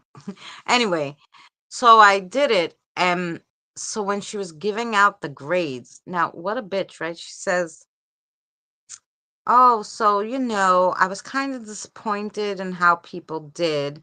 And then she was like going around giving everybody their grades, right? And then she's like, this one got a B, this one got an A minus, whatever. And then she's like, you got an A plus. And I was like, yay, I was so freaking excited. And she's like, it's not because you can act. And I was like, what the fuck? She goes, I gave you that grade because you did it to the best of your ability. And I was like, this That's a bitch, bit of a did you backhanded really need to say that in front of the whole class? You couldn't just give me the A plus and go the fuck away? Like, that's how rude. Like, so I had the acting teacher tell me, okay, I gave you the A plus, not because you could act, only because you did the best to your ability. And when I had first told my mother I wanted to be an actress and I was going to take this acting class in school, right? She told me, because I was going through the puberty stage. When you go through puberty, you get a little wider than you normally are. She's like, they don't hire fat actresses. So I got it from all parts. Anyway, why I'm not an actress today. Meanwhile, there's plenty of fat actresses. Somebody's got to play the fat people. I don't understand. Yeah. You Yeah, know? believe it or not, I used to be in a choir. I used to be in a choir. They told me I'm an alto, Oh, nice. Yeah, no, but I can't sing. I I haven't I haven't sang for like properly for a while. Because like as you know, like my my throat and my asthma has been really unstable, Yeah. and it's kind of hard. It's hard to sing when you can't breathe. So, Well, yeah.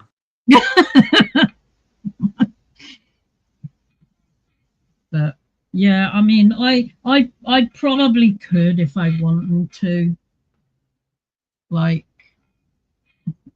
but I'd want to go for a choir that isn't solely like Christian church type related choir, Right. one that does other things. You gotta go to the Baptist church, man. They always happy and singing. Yeah, I mean,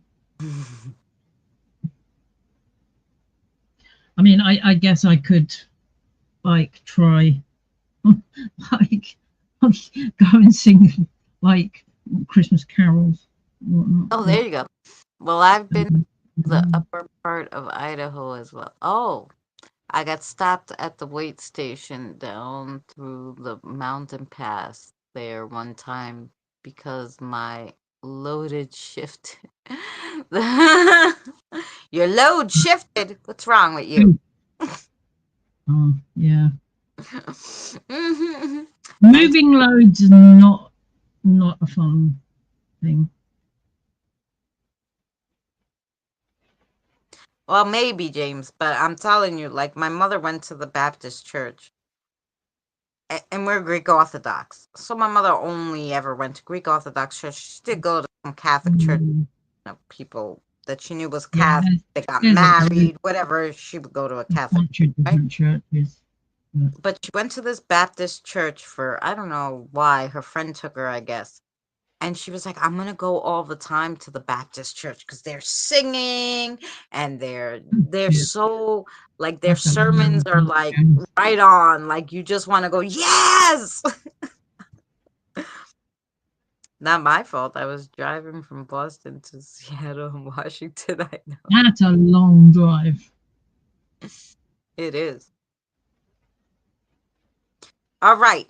We're leaving you guys. Christina, will you Yeah, I tell need to I need to your go take my favorite medication, Idaho thing? my pain. Oh, my favorite Idaho thing. Yeah. Before we leave. Yeah. My favorite Idaho thing is um if you on New Year's, everybody should watch the ball drop in Idaho, but it's not a ball. It's a flying freaking Idaho potato. Yeah, watch it. I was hysterical I on love New that. Year's. I love that. Hysterical. Flying. They shoot it out of like, I don't know, a potato shooter and there's sparks and it's flying. And I was laughing my ass off. That's brilliant. I love that.